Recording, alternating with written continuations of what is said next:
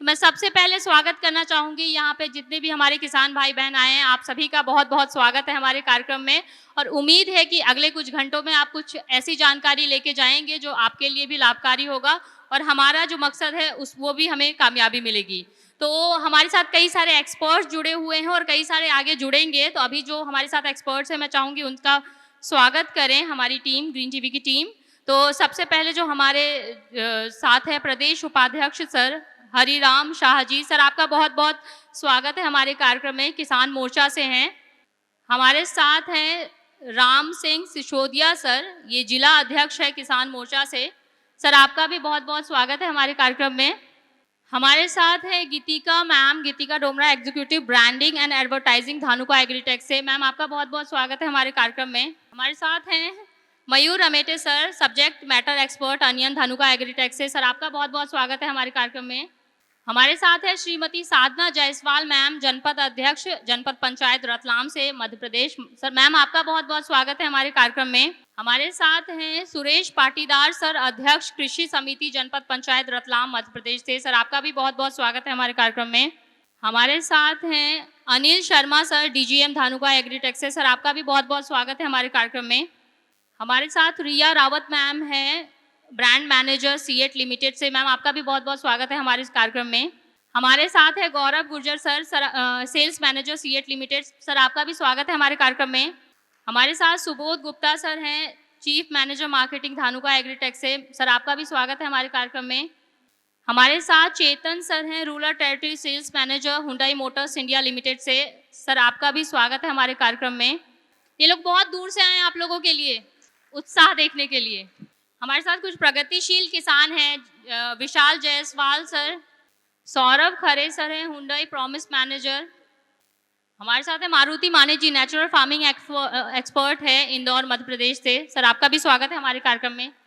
अभी इस कार्यक्रम में हम क्या क्या करेंगे इसके बारे में मैं बताना चाहूँगी। ये कार्यक्रम जो है वो green TV, Madhya Pradesh agriculture department, horticulture department के सहयोग से हम कर रहे हैं। साथ में हमारे जो स्पॉन्सर्स हैं वो Dhanuka agritech, Hyundai Motors India limited और सीएट लिमिटेड है। आप सभी का बहुत बहुत धन्यवाद इस कार्यक्रम में हमारा सहयोग देने के लिए। और इस कार्यक्रम में जो चीज़ें होंगी, हमारे साथ बहुत सारे एक्सपर्ट्स हैं जिनका अभी हमने स्वागत किया है, जिनमें से कुछ एक्सपर्ट जो है वो आपको बताएंगे समस्याओं के बारे में, आपकी समस्याओं के बारे में चर्चा करेंगे और उस समस्या से रिलेटेड इनके पास क्या समाधान है इसके बारे में बताएंगे। साथ में हर जो एक्सपर्ट जो बोलेंगे उसके बाद एक क्वेश्चन पूछा जाएगा कि आप लोग, ये एक तरीके से क्विज होगा कि आप लोग कितने गौर से सुन रहे हैं, यहाँ पे जो एक्सपर्ट हैं कितना उत्साह है आपके अंदर। तो सारे एक्सपर्ट्स बोलने के बाद एक सवाल पूछा जाएगा और जो भी सही जवाब देंगे उनको कुछ इनाम दिया जाएगा। इसके अलावा हम लोग कुछ प्रगतिशील किसानों को सर्टिफिकेट भी देंगे। तो ये सारी चीज़ें जो है वो चलता रहेगा। फिलहाल जो है वो हम कार्यक्रम को शुरू करते हैं और सबसे पहले जो है वो हमारे साथ जो एक्सपर्ट है गीतिका मैम है, ये executive branding advertising Dhanuka Agritech से। ये आप लोगों का 2-3 मिनट लेंगी और ये बताना चाहते हैं कि धानुका का जो इंडिया का प्रणाम हर किसान के नाम कैंपेन है, ये क्या है और इसमें ये लोग क्या कर रहे हैं। तो मैम आपका स्वागत है और आप हमारे दर्शकों को बताएं कि इंडिया का प्रणाम हर किसान के नाम कैंपेन क्या है। धानुका परिवार की ओर से इंडिया का प्रणाम हर किसान के नाम। मैं गीतिका आप सबका धन्यवाद करती हूँ आज यहाँ पधारने के लिए। जैसे कि आप सब जानते हैं कि 23 दिसंबर को हमारे पूर्व प्रधानमंत्री और महान किसान नेता चौधरी चरण सिंह के जन्म दिवस को किसान दिवस के रूप में मनाया जाता है। तो सबसे पहले आप सबको आने वाले किसान दिवस की हार्दिक शुभकामनाएं। पंडित जवाहरलाल नेहरू जी ने कहा था, everything can wait but agriculture can not, यानी सब कुछ रुक सकता है पर कृषि नहीं। और पिछले साल कोविड में हमें ये पता भी चला कि जब पूरा देश मुसीबत में जूझ रहा था, सिर्फ कृषि एक ऐसी चीज़ थी जिसने हमारे देश की उन्नति में योगदान दिया।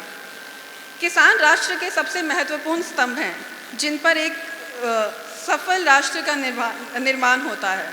किसानों की इसी संपन्न संकल्प और धैर्य के लिए ही हम सबको प्रणाम करते हैं।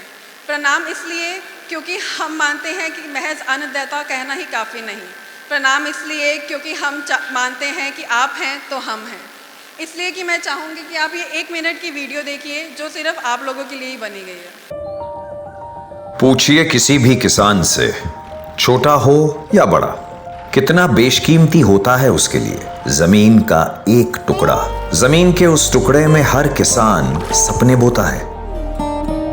कड़कती धूप हो या आंधी तूफान, फसलों में खुद उगता है, फसलों के साथ सोता है। जानता है मौसम के मिजाज पर उसका बस नहीं है। मेहनत, लगन, उम्मीद, जुनून, बस यही उसकी जिंदगी है। सींचता है खेत को अपने पसीने से, धानुका पर विश्वास से, हौसलों से अपने सीने के। महज अन्नदाता कहने से काम नहीं बनता है। ऐ किसान, तुझे पूरे देश का प्रणाम तो बनता है। धानुका, इंडिया का प्रणाम हर किसान के नाम। मैं चाहूंगी कि अब हम एक साथ सब मिलके कहें, इंडिया का प्रणाम हर किसान के नाम। एक बार फिर से, ये सब आप लोगों के लिए ही है। इंडिया का प्रणाम हर किसान के नाम। इसी के चलते हम यहाँ उपस्थित कुछ किसानों को एक छोटी सी भेंट के साथ सम्मानित करना चाहेंगे। आपके योगदान का ऋण तो कभी चुकाया नहीं जा सकता, पर किसान दिवस के इस अवसर पर हमारा एक छोटा सा प्रयास है जो कि कार्यक्रम में आगे बढ़ते हुए अनाउंस किए जाएंगे। Thank you. बहुत बहुत धन्यवाद मैम आपका। और हम जो है कार्यक्रम को आगे बढ़ाते हैं और हम जानेंगे जो हमारा आज का विषय है उसके बारे में जानेंगे। लेकिन उससे पहले हमारे साथ आज के जो आप ही लोगों के प्रदेश उपाध्यक्ष सर हैं हरिराम शाह जी। सर, मैं आपसे निवेदन करना चाहूँगी, किसान मोर्चा से हैं, आपसे निवेदन करना चाहूँगी कि आप 2-4 मिनट में जो है वो यहाँ पे किसानों को संबोधित करें प्लीज़। यहाँ उपस्थित सभी रतलाम जिले से आए हुए उन्नत किसान साथियों और माता बहनें भी हमारे बीच में, सबको मैं प्रणाम करता हूँ। तो मित्रों, मैं प्राकृतिक खेती के ऊपर थोड़ा सा बोलना चाहूँगा क्योंकि वास्केल जी ने मुझे कहा है कि आप प्राकृतिक खेती के ऊपर थोड़ा प्रकाश डालना चाहेंगे, क्योंकि प्राकृतिक खेती और जैविक खेती आज के समय में बहुत ज़रूरी हो चुकी है। आज इतनी बड़ी संख्या में यहाँ पर किसान लोग बैठे हैं। मैं सबसे अनुरोध करना चाहूँगा कि आप भी प्राकृतिक खेती को अपनाइए। तो मैं कहना चाहूँगा कि उसमें जीवामृत, घनामृत और बीजामृत ऐसी कई सारी विधियाँ हैं जो हम कर सकते हैं। मित्रों, मैं कहना चाहूँगा कि हमारी जो भारतीय नस्ल की जो गाय होती है उसमें मात्र आपको 10 किलो गोबर लेना है, ठंडा गोबर लेना है, 10 किलो हमारा गोमूत्र लेना है, कम से कम 2 से 2.5 किलो हमको गुड़ लेना है, 2 से 2.5 किलो हमको बेसन लेना है, और एक जो 180 लीटर का जो हमारा प्लास्टिक का ड्रम होता है उसके अंदर सारी सामग्री डाल दीजिए। और हमारे जो नीम के पेड़ की जो मिट्टी होती है, जहाँ पर रासायनिक खाद या पेस्टिसाइड दवाई नहीं डली हो, चाहे वह आम के पेड़ की मिट्टी हो, चाहे नीम के पेड़ की मिट्टी हो, पीपल के पेड़ की मिट्टी हो, वो कम से कम 1 से 1.5 किलो मिट्टी उस ड्रम में डालिए, उसको 5-7 बार घुमाइए। और इस तरह से अगर ये प्रक्रिया आपने 5-7 बार करी है तो निश्चित रूप से 7 दिन 8 दिन में वो पूर्ण रूप से प्राकृतिक खाद बन जाएगा। और जब हम सिंचाई करते हैं, चाहे वह गेहूं की सिंचाई हो, चाहे वह लहसुन की सिंचाई हो, चाहे प्याज की सिंचाई हो, सिंचाई के साथ साथ उस पानी को छोड़िए। मैं दावे के साथ कहता हूं कि उसमें कम से कम 10 से 12 हजार जो हमारे जो जीवाश्म होते हैं, जो हमारी रासायनिक जो हमारी फसल को बढ़ाने का काम करते हैं, जब हमारे खेत में जाएंगे तो वो मल्टीप्लाई होते हैं। दूसरे दिन वो डबल हो जाते हैं, तीसरे दिन वो 3 गुना हो जाते हैं, 4 गुना हो जाते हैं। इस तरह से लगातार उनकी संख्या बढ़ती जाती है। और धीरे धीरे जो हमारे खेत में जो हमने लगातार रासायनिक खादों का और पेस्टिसाइड दवाइयों का जो उपयोग करा है, जो हमारे केंचुए जो हम कहते हैं, केंचुए जो नीचे जा चुके हैं, 10 फीट जमीन के अंदर जा चुके हैं, जब हम रासायनिक खेती करना प्रारंभ कर देंगे तो वह उन जीवाश्म की खुशबू को पाकर वह केंचुए वापस ऊपर आना चालू कर देंगे। और 3 से 4 साल में वो केंचुए वापस आपको खेत में दिखना प्रारंभ हो जाएंगे। प्राकृतिक खेती को लेकर भारत सरकार भी चिंतित है, मध्य प्रदेश की सरकार भी चिंतित है। और मैं कहना चाहूंगा कि जब प्राकृतिक खेती आपने करना प्रारंभ कर दी तो निश्चित रूप से आपके उत्पाद को मार्केट में ले जाकर बेचने की जरूरत नहीं पड़ेगी, वह आपके घर से ले जाएंगे। तो मित्रों, मैं कहना चाहूंगा कि एफपीओ बनाने की आवश्यकता है। प्रत्येक मंडल में, प्रत्येक जिले में एफपीओ बनना चाहिए। मैं इस विषय पर ज्यादा कुछ नहीं कहते हुए आप लोगों से अनुरोध करना चाहूंगा कि आप प्राकृतिक खेती को अपनाइए, जैविक खेती को अपनाइए। और ये जो धानुका की तरफ से जो आज कार्यक्रम यहाँ पर आयोजित किया है, धानुका के प्रोडक्ट वापरिए, निश्चित रूप से ये खरा सोना है और निश्चित रूप से ये जब हमारे खेतों में डालेंगे अच्छा उत्पादन होगा। मैं इस अवसर पर आप लोगों से यही निवेदन करते हुए धानुका परिवार को, कृषि विभाग वालों को, सबको बहुत बहुत साधुवाद देता हूँ। मुझे यहाँ बुलाया, मान सम्मान दिया, उसके लिए बहुत बहुत धन्यवाद। जय हिंद, जय भारत। बहुत बहुत धन्यवाद सर। तो हम कार्यक्रम को आगे बढ़ाते हैं और हमारे साथ कुछ और एक्सपर्ट जुड़े हैं। मैं सबसे पहले उनका स्वागत करना चाहूँगी। हमारे साथ जो है वो केवीके से एक्सपर्ट हैं शीश राज धाकड़ सर, सॉइल हेल्थ एक्सपर्ट कृषि विज्ञान केंद्र से। सर आपका स्वागत है हमारे कार्यक्रम में। हमारे साथ कृषि विज्ञान केंद्र से रोहतास सिंह सर हैं, subject matter expert, Kalu Khera KVK से रतलाम। सर आपका भी स्वागत है हमारे कार्यक्रम में। हमारे साथ अभी आप लोगों के ही बीच से माननीय केशुराम निनामा सर हैं, उपाध्यक्ष जिला पंचायत रतलाम से। सर आपका भी स्वागत है हमारे कार्यक्रम में। हमारे साथ राकेश जी पांचाल जी हैं, मीडिया प्रभारी भाजपा किसान मोर्चा जिला रतलाम से। सर आपका भी स्वागत है हमारे कार्यक्रम में। अभी हम जो है वो आप अपने कार्यक्रम को आगे बढ़ाते हैं और ये स्वागत समारोह बीच बीच में हम लोग करते रहेंगे। हमारे साथ जो हमारे पहले स्पीकर हैं वो है Mayur Amete sir, subject matter expert onion Dhanuka Agritech limited से। सर आपसे जानना चाहेंगे, आप लोगों का जो एक अभियान है भारत में पहली बार धानुका के साथ हर खेत में सफाई अभियान, ये अभियान क्या है, इसके बारे में आप हमारे दर्शकों को बताएं, यहाँ जो बैठे हैं उन दर्शकों को, और ग्रीन टीवी के माध्यम से जो हमारे 13 लाख किसान देखेंगे डिजिटल प्लेटफॉर्म पे, उनको बताइए कि धानुका का ये अभियान क्या है। प्रणाम, मैं मयूर आमेटा, मंच पे आसीन हरिराम जी शाह, किसान मोर्चा प्रदेश उपाध्यक्ष, राम सिंह जी सिसोदिया, जिला मंत्री बद्रीलाल जी चौधरी, सुखवीर जी चौधरी और मंच पे सभी आसीन पदाधिकारी का आभार व्यक्त करता हूं इस प्रोग्राम में आए। और सबसे बड़े आप सभी प्रगतिशील किसानों का इस मीटिंग में तहे दिल से स्वागत करता हूं और एक बार फिर सभी का प्रणाम करता हूं धानुका परिवार की तरफ से। मैं आप सभी को बोलना चाहूँगा, अभी सर बता रहे थे, बहुत सारी अच्छी चीज़ें बताई। मैं एक चीज़ पूछना चाहूँगा आप सभी को कि क्या आप प्याज की फसल में सकड़ी पत्ती और घोल पत्ती के खरपतवारों से परेशान हैं? अभी तक ऐसा कोई प्रोडक्ट मार्केट या कोई उत्पाद ऐसा कोई मार्केट में उपलब्ध है कि जो सकड़ी पत्ती और घोल पत्ती के चारे को प्याज की फसल में एक साथ खत्म कर सकता है? नहीं, अभी तक ये असंभव था। लेकिन धानुका आपके लिए लेके आई एक ऐसा उत्पाद जिसका अगर उसका इस्तेमाल अगर आपकी प्याज की फसल में आप करते हैं तो सकड़ी पत्ती और घोल पत्ती के चारे एक ही समय में एक साथ आप अपने पूरी तरीके से नियंत्रित कर सकते हैं, उनका कंट्रोल कर सकते हैं। तो आप उनके बारे में जानते हैं कि धानुका जो आपके लिए उत्पाद लेके आई है वनकिल, उसका आप अपने खेत में कैसे उपयोग कर सकते हैं। वनकिल की अगर मैं बात करता हूं तो ये दोहरी कार्य पद्धति से संचालित ये एक ऐसा उत्पाद है जो सकड़ी पत्ती और घोल पत्ती के चारों को प्याज की फसल में पूर्णतया सफाया करता है। अगर मैं बोलूं कि अगर चारे को आपके खेत में से, खरपतवार को आपके खेत में से खत्म नहीं किया जाता है तो क्या क्या प्रॉब्लम्स खड़ी होती है। सबसे बड़ी अगर प्रॉब्लम की बात करूं कि जो गुणवत्ता आप प्राप्त करना चाहते हैं वो गुणवत्ता आपको नहीं मिलती। दूसरा, जो चारा होता है, जो खरपतवार होता है, वो प्रतिस्पर्धा उपलब्ध करता है। वो आपकी जो प्याज की फसल को जो आप खाद दे रहे हैं, जो आप पानी दे रहे हैं, जो आप सूर्य प्रकाश की जो मिलना चाहता है वो उसको पूर्णतया से मिल नहीं पाता है। और इसी वजह से पौधे की जो प्याज की फसल है या लहसुन की फसल है उसकी ग्रोथ, जो उसका जो वृद्धि है वो रुक जाती है। और जितना भी आप खर्चा कर रहे हैं अपने खेत में वो सभी वस्तु खाद चारे को मिलता है और उसी वजह से आप पाएंगे कि आपके प्याज की वृद्धि हो नहीं पाती और जो गुणवत्ता होता है, जो आपकी क्वालिटी का जो प्याज और लहसुन मिलना चाहिए वो आपको प्राप्त नहीं हो पाता है। और इसी वजह से आप पाएंगे कि आपके खेत में रोगों का प्रमाण और कीटों का प्रमाण बढ़ जाता है। और इन्हीं सभी समस्याओं से निवारण के लिए धानुका जो वनकिल लेके आया है, अगर किसान अपने प्याज और लहसुन की फसल में वनकिल का इस्तेमाल करता है तो सकड़ी पत्ती और घोल पत्ती के चारे को एक साथ खत्म कर सकता है। वनकिल है क्या?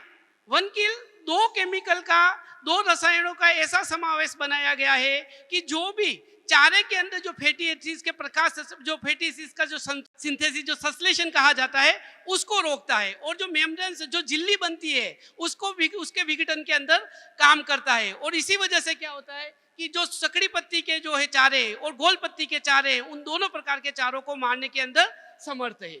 अगर वनकिल का इस्तेमाल किया जाता है तो किसान को क्या क्या फायदा मिलता है। पहला, ये दोहरी कार्य पद्धति से काम करता है, सकड़ी पत्ती और गोल पत्ती को दोनों को कंट्रोल करता है। दूसरा, लंबी अवधि तक नियंत्रण मिलता है। हम बहुत सारे चीजें करते हैं, हम इंट्राकल्चर एक्टिविटी करते हैं, हम खेत में अपने निराई गुड़ाई करते हैं, लेकिन लंबे समय तक उन चारों को नियंत्रित नहीं कर सकते। आज हमारी मजदूरी कितनी महंगी होती जा रही है। हम लोग बोलते बहुत कुछ है, करने की जब बात आती है तो खेत में निराई गुड़ाई करनी पड़ती है। आप बोलिए कितना मुश्किल हो जाता है, कितना लेबर लगता है, कितना खर्चा करना पड़ता है। लेकिन जब वनकिल जैसा उत्पाद एक अपने खेत में उपयोग करते हैं तो आपको कम लागत में, कम मेहनत में आपको ज्यादा से ज्यादा उत्पादन मिलता है, क्योंकि आप अपने खेत में चारे को संपूर्ण विनाश कर सकते हैं। एक साथ दोनों सकड़ी पत्ती और गोल पत्ती के दोनों को, चारों को कंट्रोल करते हैं। अगर वनकिल उपयोग के बाद में अगर 1 से 2 घंटे के बाद में बारिश भी आती है तो किसान को चिंतित होने की कोई जरूरत नहीं है, क्योंकि ये चारे के द्वारा अवशोषित कर लिया जाता है। 1 से 2 घंटे के अंदर अवशोषित कर लिया जाता है, जिसकी वजह से अगर 1 से 2 घंटे के बाद भी अगर बारिश भी होती है तो आपको चिंतित होने की जरूरत नहीं है, वो चारा जरूर और जरूर मरेगा। और सबसे बड़ी बात आती है, फसलों के लिए एकदम सुरक्षित है। प्याज की फसल और लहसुन की फसल के लिए वनकिल एकदम सुरक्षित है। आप बेहिचक वनकिल का इस्तेमाल कीजिए आपके प्याज की फसल में, और चारा, जो दोनों प्रकार का चारा है, उसको संपूर्ण तरीके से नियंत्रित कीजिए। कैसे काम करता है, यहाँ पे एक फोटोग्राफ बताया गया है। सिस्टमिक का मतलब ही एक होता है कि जब भी आप चारे के ऊपर वनकिल की छिड़काव होगा और वो उसकी पत्तियों के द्वारा अवशोषित कर लिया जाएगा। ये दोनों प्रकार से मूवमेंट होता है। जाइलम के द्वारा भी ऊपर से नीचे की तरफ मूव करता है, और जाइलम के द्वारा नीचे से ऊपर की तरफ मूव करता है, फ्लोएम के द्वारा ऊपर से नीचे की तरफ जाता है। उसी वजह से पूरे चारे में ये रसायन फैल जाता है, और वनकिल का इसीलिए आपको बहुत अच्छे नियंत्रण देखने को मिलते हैं। कौन कौन से चारे? सर, चारे, अगर खरपतवार की बात किया जाए तो हमारे हर 13 किलोमीटर के बाद खरपतवार का नाम बदल जाता है। इसीलिए यहाँ पे कुछ फोटोग्राफ दिए गए हैं। अगर मैं मुख्य चारों की बात करूं यहाँ पे, तो एमरंथिस हो गया, पार्चुनिका हो गया, यूफोर्बिया हो गया, चिनोपोडिया हो गया, एंगेरिस हो गया। मतलब ये सभी चारे, जो चौड़ी पत्ती के जो चारे आपके प्याज की फसल में उगते हैं, उन सभी को नियंत्रित करने के अंदर सक्षम है। अगर मैं सकड़ी पत्ती की बात करूं तो सामा जिसको बोलते हैं, दूसरा डिजिटेरिया हो गया, इकाइनिक्लोवा हो गया, इल्यूसाइन हो गया, इन सभी प्रकार के चारों को नियंत्रित करने के लिए वनकिल एकदम उपयुक्त उत्पाद है। सबसे उपयोगी चीज जो हमें सबसे ध्यान रखना है, सबसे बड़ा ध्यान ये रखना है, वनकिल का इस्तेमाल कितना करना है, कब करना है, कैसे करना है, और क्या क्या सावधानी रखनी है। तो सबसे पहले वनकिल का इस्तेमाल आपको 400 ml प्रति एकड़ के हिसाब से करना है। कितना पानी होना चाहिए? इसके साथ में 150 लीटर पानी जरूर जाना चाहिए। 150 लीटर पानी में आपको 400 ml वनकिल मिलाना है। कब इस्तेमाल करना है? जब आप इस्तेमाल करेंगे, एक चीज जरूर सुनिश्चित करेंगे कि जमीन के अंदर नमी होना आवश्यक है। आप सभी को मालूम है कि जब भी चारा मार मारा जाता है, खेत में जब भी चारा मार लगाया जाता है, तो जमीन में नमी होना बहुत आवश्यक है, क्योंकि वो जड़ों के द्वारा या मिट्टी के द्वारा जमीन में फैलता है। तो जमीन में नमी होना जरूरी है। और जब भी इस्तेमाल करें 150 ml पानी जरूर इसके साथ, 400 ml दवा के साथ में, वनकिल के साथ में 150 लीटर पानी जरूर इस्तेमाल करें। कब इस्तेमाल करें? सबसे बड़ा आज की समस्या में होता है कि किस दवा का, वनकिल का इस्तेमाल कब करें। रोपनी, ट्रांसप्लांटिंग, रोपनी के 15 से 20 दिनों के अंदर आपको वनकिल का इस्तेमाल करना है। चारा 2 से 3 पत्ती की अवस्था का होना चाहिए। अगर उस अवस्था में अगर वनकिल का इस्तेमाल किया जाता है तो आपकी प्याज की फसल में सकड़ी पत्ती और गोल पत्ती के चारा पूरी तरीके से नियंत्रित होता है। वनकिल के लाभ मैंने जैसे बताया, दोनों प्रकार के चारे को कंट्रोल करता है। मजदूरी के खर्च, सबसे बड़ा आज किसान की अगर समस्या है, मजदूर नहीं मिलता है, काम करने के लिए मजदूर नहीं मिलता है। हम लगाते हैं, हम 5-5 दिन तक इंतजार करते हैं, किसान के खेत में मजदूर नहीं होता है और किसान की खेत का नुकसान होता है। तो मजदूरी के खर्च में बचा करता है। प्रोडक्ट, जो प्याज आप पका रहे, जो लहसुन आप पका रहे, उसकी गुणवत्ता सुधारता है। कैसे सुधारता है? चारा नहीं होगा तो जितना भी खाद, जितना भी पानी आप अपने पौधे को दे रहे हो, वो पूरा पौधा पानी और खाद पौधे को मिलती है, इसलिए उसकी गुणवत्ता मिलती है, अधिक उत्पादन मिलता है, और सबसे बड़ा आर्थिक लाभ होता है। और उसी के लिए हम लोग सब खेती करते हैं। तो सर, सभी किसानों से निवेदन है, आप 1 किल अपने प्याज और लहसुन की फसल में जरूर इस्तेमाल करें। 400 ml प्रति एकड़ के हिसाब से करें। 150 लीटर पानी जरूर इस्तेमाल करें। जमीन में नमी हो उसको सुनिश्चित करें और रोपनी से 15 से 20 दिनों के बाद में इसका इस्तेमाल करना है। आप देखिए, एक साइड में जहां 1 किल का इस्तेमाल किया गया है, एक साइड में जहां 1 किल का इस्तेमाल नहीं किया गया है। आप देखिए दोनों प्रकार के खेत, आपको कौन सा खेत चाहिए ये आपको डिसाइड करना है, ये आपको निर्धारित करना है कि आपको बिना चारे वाला खेत चाहिए या चारे वाला खेत चाहिए कि जिसमें आपको जाने की इच्छा तक नहीं होती है। अगर आप चाहते हैं कि आपका प्याज की फसल में चारा ना हो, सकड़ी पत्ती और गोल पत्ती का चारा ना हो, तो आपको जरूर 1 किल का इस्तेमाल जरूर करना चाहिए। अगर यहाँ पे आपको दूसरा फोटोग्राफ दिया गया है जहाँ उपचारित किया गया है, जहाँ 1 किल से उपचारित किया गया है और जहाँ नहीं उपचारित किया गया है, आप खाली दोनों एक ही समय पर लगे हुए पौधे हैं, आप दोनों में पाइए। जहाँ 1 किल का इस्तेमाल किया गया है वहां पाएंगे कि पौधे की ऊंचाई बहुत ज्यादा है, पौधा एकदम मजबूत है, पौधा एकदम हरा है। उसका कारण ही है कि अगर उसमें खेत में चारा नहीं है तो उसको पूरा खाद मिलता है, पूरा का पूरा पानी मिलता है। सबसे बड़ी अब एक चीज और, इसका इस्तेमाल करते हुए क्या सावधानी रखनी चाहिए, बहुत इंपॉर्टेंट है। कभी कोई भी चारा मार लगाएं या कोई भी दवा लगाएं, क्या सावधानी रखनी चाहिए। सबसे पहले ये सुनिश्चित करें कि जमीन में नमी पूरी तरीके से हो। हम पांव रखते हैं तो पांव का निशान उसके वहां छपना चाहिए, जमीन में उतनी नमी होना जरूर आवश्यक है। दूसरा, कट नोजल का इस्तेमाल करें। ज्यादातर हमारे यहाँ पे जितने भी किसान बैठे हैं वो चारा मार हो, कीटनाशक हो, फफूंदीनाशक हो या कोई भी दवा का इस्तेमाल करे, गोल नोजल का इस्तेमाल करते हैं। नहीं सर, गोल नोजल का इस्तेमाल नहीं करना है। गोल नोजल का इस्तेमाल कीटनाशक और फफूंदीनाशक के समय किया जाता है। क्यों किया जाता है? उस समय हमको मालूम नहीं होता है कि कीड़ा कहाँ छुपा हुआ है, फफूंद कहाँ छुपी हुई है, तो हम उसको धुआं करते हैं, उसको एरिया को बढ़ाते हैं, इसलिए गोल नोजल का इस्तेमाल करते हैं। लेकिन जब आप चारा मार का इस्तेमाल कर रहे हो तो आपको जो फ्लैट नोजल आती है 1.5 से 1.5 फुट की जो पट्टा पड़ता है उस नोजल का इस्तेमाल करना है। उसका फायदा क्या होगा, आपको मालूम है चारा कहाँ है और आप सीधा बिना मेहनत के आप ले जाएंगे। दूसरा, हमें सभी किसान भाइयों की एक आदत होती है आरती करने की। पंप को हाथ में लेके आरती करते हैं, इधर घुमाया उधर घुमाया, वो चारा मार के लिए उपयुक्त नहीं है। सिर्फ आप सर 1 किल के साथ में अगर आप कट नोजल, ज्यादा महंगी नहीं आती है, 15 से लेके प्लास्टिक की 15-20 रुपए में आती है। अगर पीतल की लेने जाओ तो 60 रुपए में आती है। अगर 50 रुपए या 40 रुपए का खर्चा करके आप रिजल्ट 30 से 35% तक बढ़ा सकते हैं तो आपको क्यों नहीं करना चाहिए। जब भी चारा मार का इस्तेमाल करें आप जरूर कट नोजल का इस्तेमाल करें। साथ के साथ 150 लीटर पानी बहुत जरूरी है।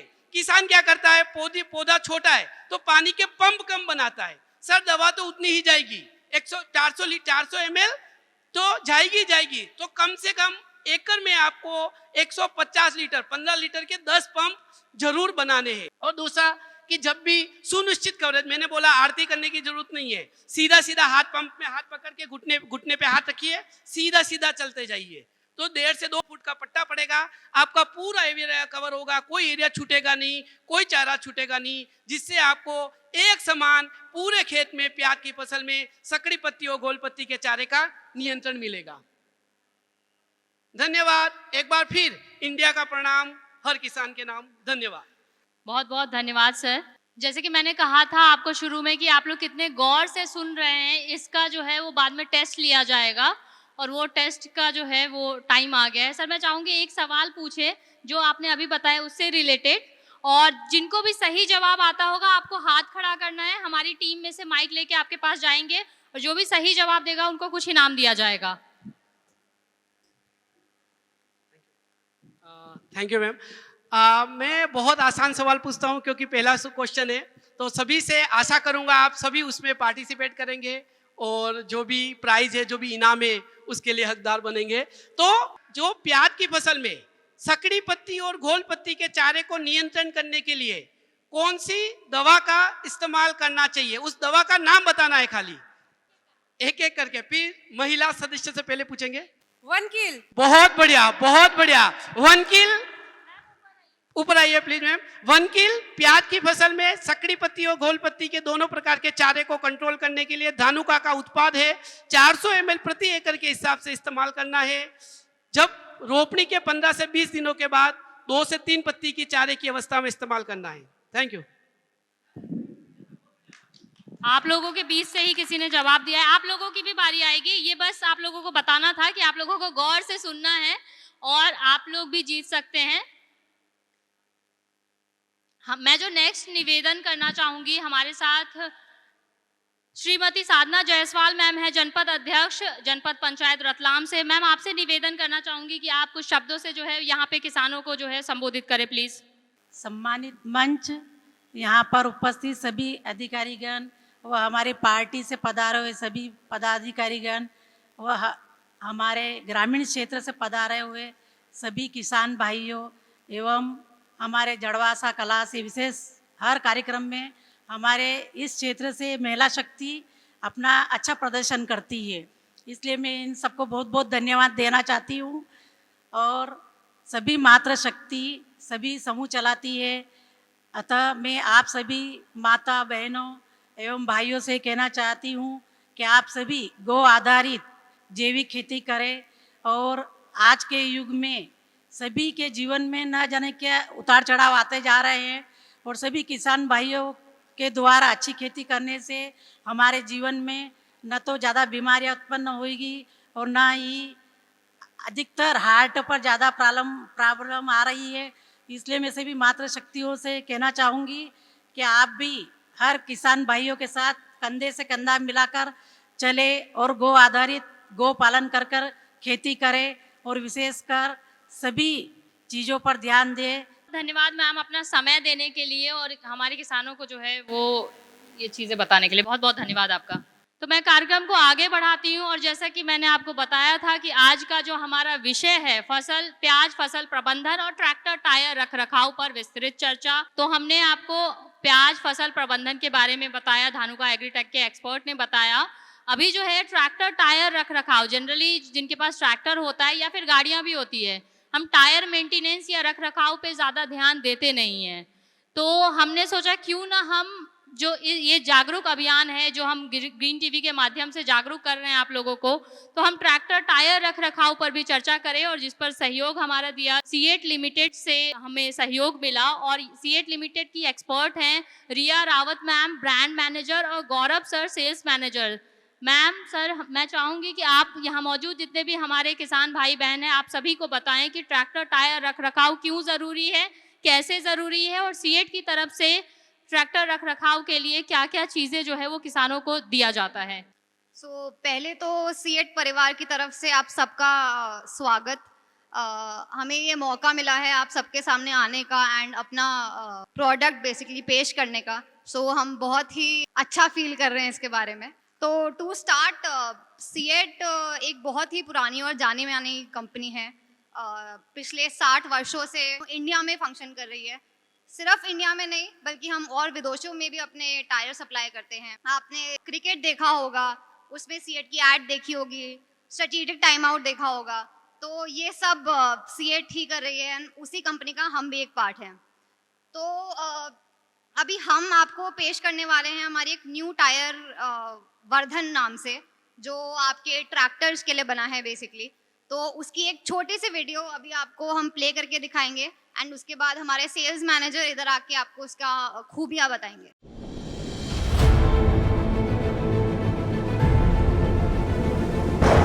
कठिन से कठिन परिस्थिति में भी मिट्टी से अच्छी उपज के लिए आपको चाहिए एक सच्चा साथी जो है सबसे मजबूत और सबसे दमदार। पेश करते हैं सीएट की नई ट्रैक्टर टायर रेंज वर्धन। अब शुरू करें खेती जल्दी और आसानी से, क्योंकि वर्धन की गहरी गुड्डी दे सबसे मजबूत पकड़, सबसे लंबी जिंदगी। ये मिट्टी को फंसने ना दे और बढ़ाए आपको आगे। चलिए बेफिक्र, क्योंकि इसके अद्भुत लग डिफ्लेक्टर्स दें पंक्चर से सुरक्षा। ढलान और मोड़ पर वर्धन की स्टेप्ड साइड वॉल से मिले बेहतर स्थिरता।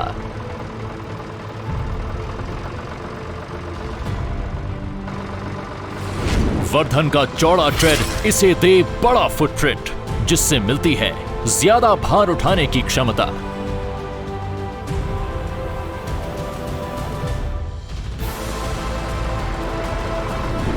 अब पाएं ज्यादा पैदावार, क्योंकि वर्धन के फ्रंट टायर में है मजबूत शोल्डर ब्लॉक्स, जो दें मिट्टी पर मजबूत पकड़। अब उठाएं ज्यादा भार। वर्धन के 4 रिब डिजाइन के साथ इसका 4 रिब डिजाइन वजन को समान रूप से बांटता है।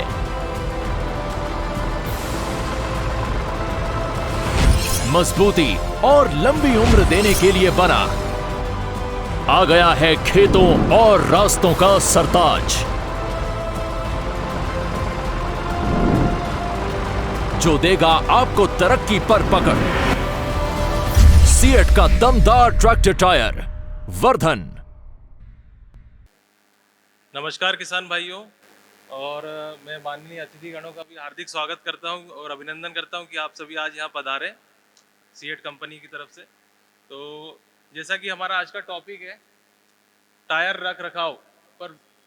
रखरखाव पर विस्तृत चर्चा, तो आज मैं सीएट कंपनी की तरफ से आपको अपने कुछ ट्रैक्टर टायर के प्रोडक्ट रेंज के बारे में, उसके अलावा मैं अपने ट्रैक्टर टायर में क्या क्या हमें रखरखाव करना चाहिए जिससे हम ज़्यादा से ज़्यादा टायर का परफॉर्मेंस ले सके और ज़्यादा से ज़्यादा उसकी लंबी उम्र तक हम उसकी सर्विस ले सके। तो जैसा कि आप सभी किसान भाइयों में से कुछ लोग जानते होंगे कि सीएट का हमारा ट्रैक्टर टायर में एक रेंज आता था पहले आयुष्मान। तो अभी हमने जो एक नया टायर लॉन्च किया है जो कि वर्धन के नाम से, जिसका आपने अभी वीडियो देखा। अभी जैसा कि मैं आपको बताना चाहूँगा, आप सभी जानते ही है कि ट्रैक्टर टायर का इस्तेमाल खेती में भी होता है और आजकल ट्रैक्टर का इस्तेमाल खेती तक ही सीमित नहीं रह गया।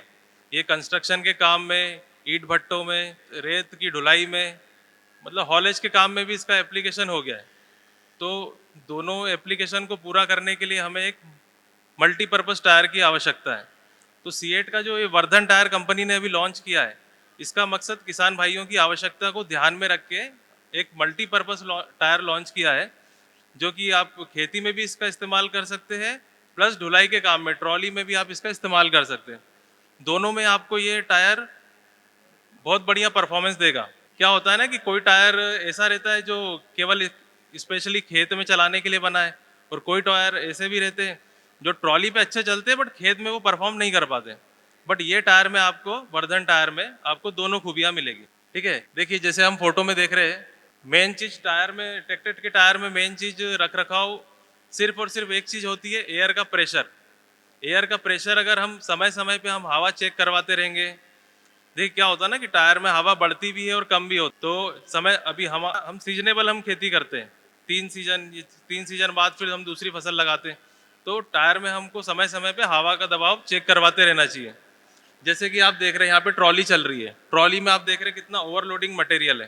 तो जब भी हम ट्रॉली में अगर ट्रैक्टर का इस्तेमाल कर रहे हैं तो उस टाइम हम किसान भाइयों, हमको हवा का जो दबाव है वो 20 PSI से 21 PSI तक हमको हवा का दबाव रखना चाहिए, जिससे आपका जो टायर है वो परफॉर्मेंस आपकी अच्छी देगा। और जो टायर जो जैसे जल्दी घिसने की शिकायत आ जाती है, वो ट्रॉली में अगर आप चलाएंगे तो जल्दी घिसने की शिकायत नहीं आएगी। उसके अलावा जैसे कि हम खेती में हम प्लाऊ का इस्तेमाल भी करते हैं, जब ज़मीन हार्ड हो जाती है तो हम प्लाऊ चला मट्टी को पलटाने का इस्तेमाल करते हैं। तो उस टाइम क्या होता है ना, प्लाऊ बहुत गहरा चलता है। गहरा चलने से क्या होता है कि ट्रैक्टर का टायर स्लिप मारता है कि नहीं मारता है। तो जब स्लिप मारता है, स्लिप मारने से क्या होगा कि टायर आपका घिसाएगा तो आपका टायर बहुत जल्दी ख़त्म होगा। तो हम लोग उसमें आपको ये सजेशन देते हैं कि आप जब भी प्लाऊ आप चलाओ तो उसमें जो हवा का दबाव है वो 12 PSI पे मेंटेन करके रखिए, और हो सके तो उसमें 75% अगर आप पानी भरेंगे आप टायर के अंदर और 12 PSI हवा, तो आपका जो ट्रैक्टर का जो वेट है, वजन है, वो वजन टायरों का बढ़ जाएगा। टायर वजन बढ़ने से क्या होगा कि टायर आपका जो स्लिप मार रहा है, वो स्लिप मारने की एक तो समस्या भी खत्म हो जाएगी, और इसके साथ में आपकी डीजल की भी बचत होगी। जब आपका टायर स्लिप नहीं मारेगा तो वो ज़्यादा एरिया कवर करेगा और डीजल भी आपका कम जलेगा। उसके अलावा जैसे हम जब सीडिल पे चला रहे हैं या कल्टीवेटर पे चला रहे हैं ऐसे इम्प्लीमेंट पे चला रहे खेत को बखरने के लिए, जिसमें बहुत ज़्यादा गहरी खुदाई नहीं करना है, हल्की खुदाई करना है। तो उस टाइम पे हवा का जो प्रेशर है वो 15 से 16 PSI रहना चाहिए, ना ज़्यादा कम होना चाहिए, ना बहुत ज़्यादा होना चाहिए। इसलिए उसमें 15-16 PSI का हवा का प्रेशर आप रखेंगे तो आपके टायरों में ना तो कट लगने की कोई संभावना, ऐसी समस्या आएगी, और ना ही जल्दी घिसने वाली समस्या आएगी। सीएट टायर, फार्म टायर में जो रेंज है, हम लोग ट्रॉली के टायर भी बनाते हैं, हम लोग ट्रैक्टर के बड़े टायर भी बनाते हैं, ट्रैक्टर के छोटे टायर भी बनाते हैं। उसके बाद आप देख रहे हैं एनिमल ड्रिवन व्हीकल, घोड़ा गाड़ी, तो इसके भी हम टायर बनाते हैं। उसके बाद आप देख रहे हैं हार्वेस्टर, तो हार्वेस्टर के कंबाइन के टायर भी हम लोग बनाते हैं। तो एक किसान या किसानी आप इम्प्लीमेंट के हम लगभग सभी रेंज के मशीनों के टायर हम मैन्युफैक्चर करते हैं। हम इंडिया में टायर भी हम सेल करते हैं, इंडिया के बाहर भी हम टायर एक्सपोर्ट करते हैं। ये कुछ कंपनियां हैं जिसके साथ सीएट का टाई अप है।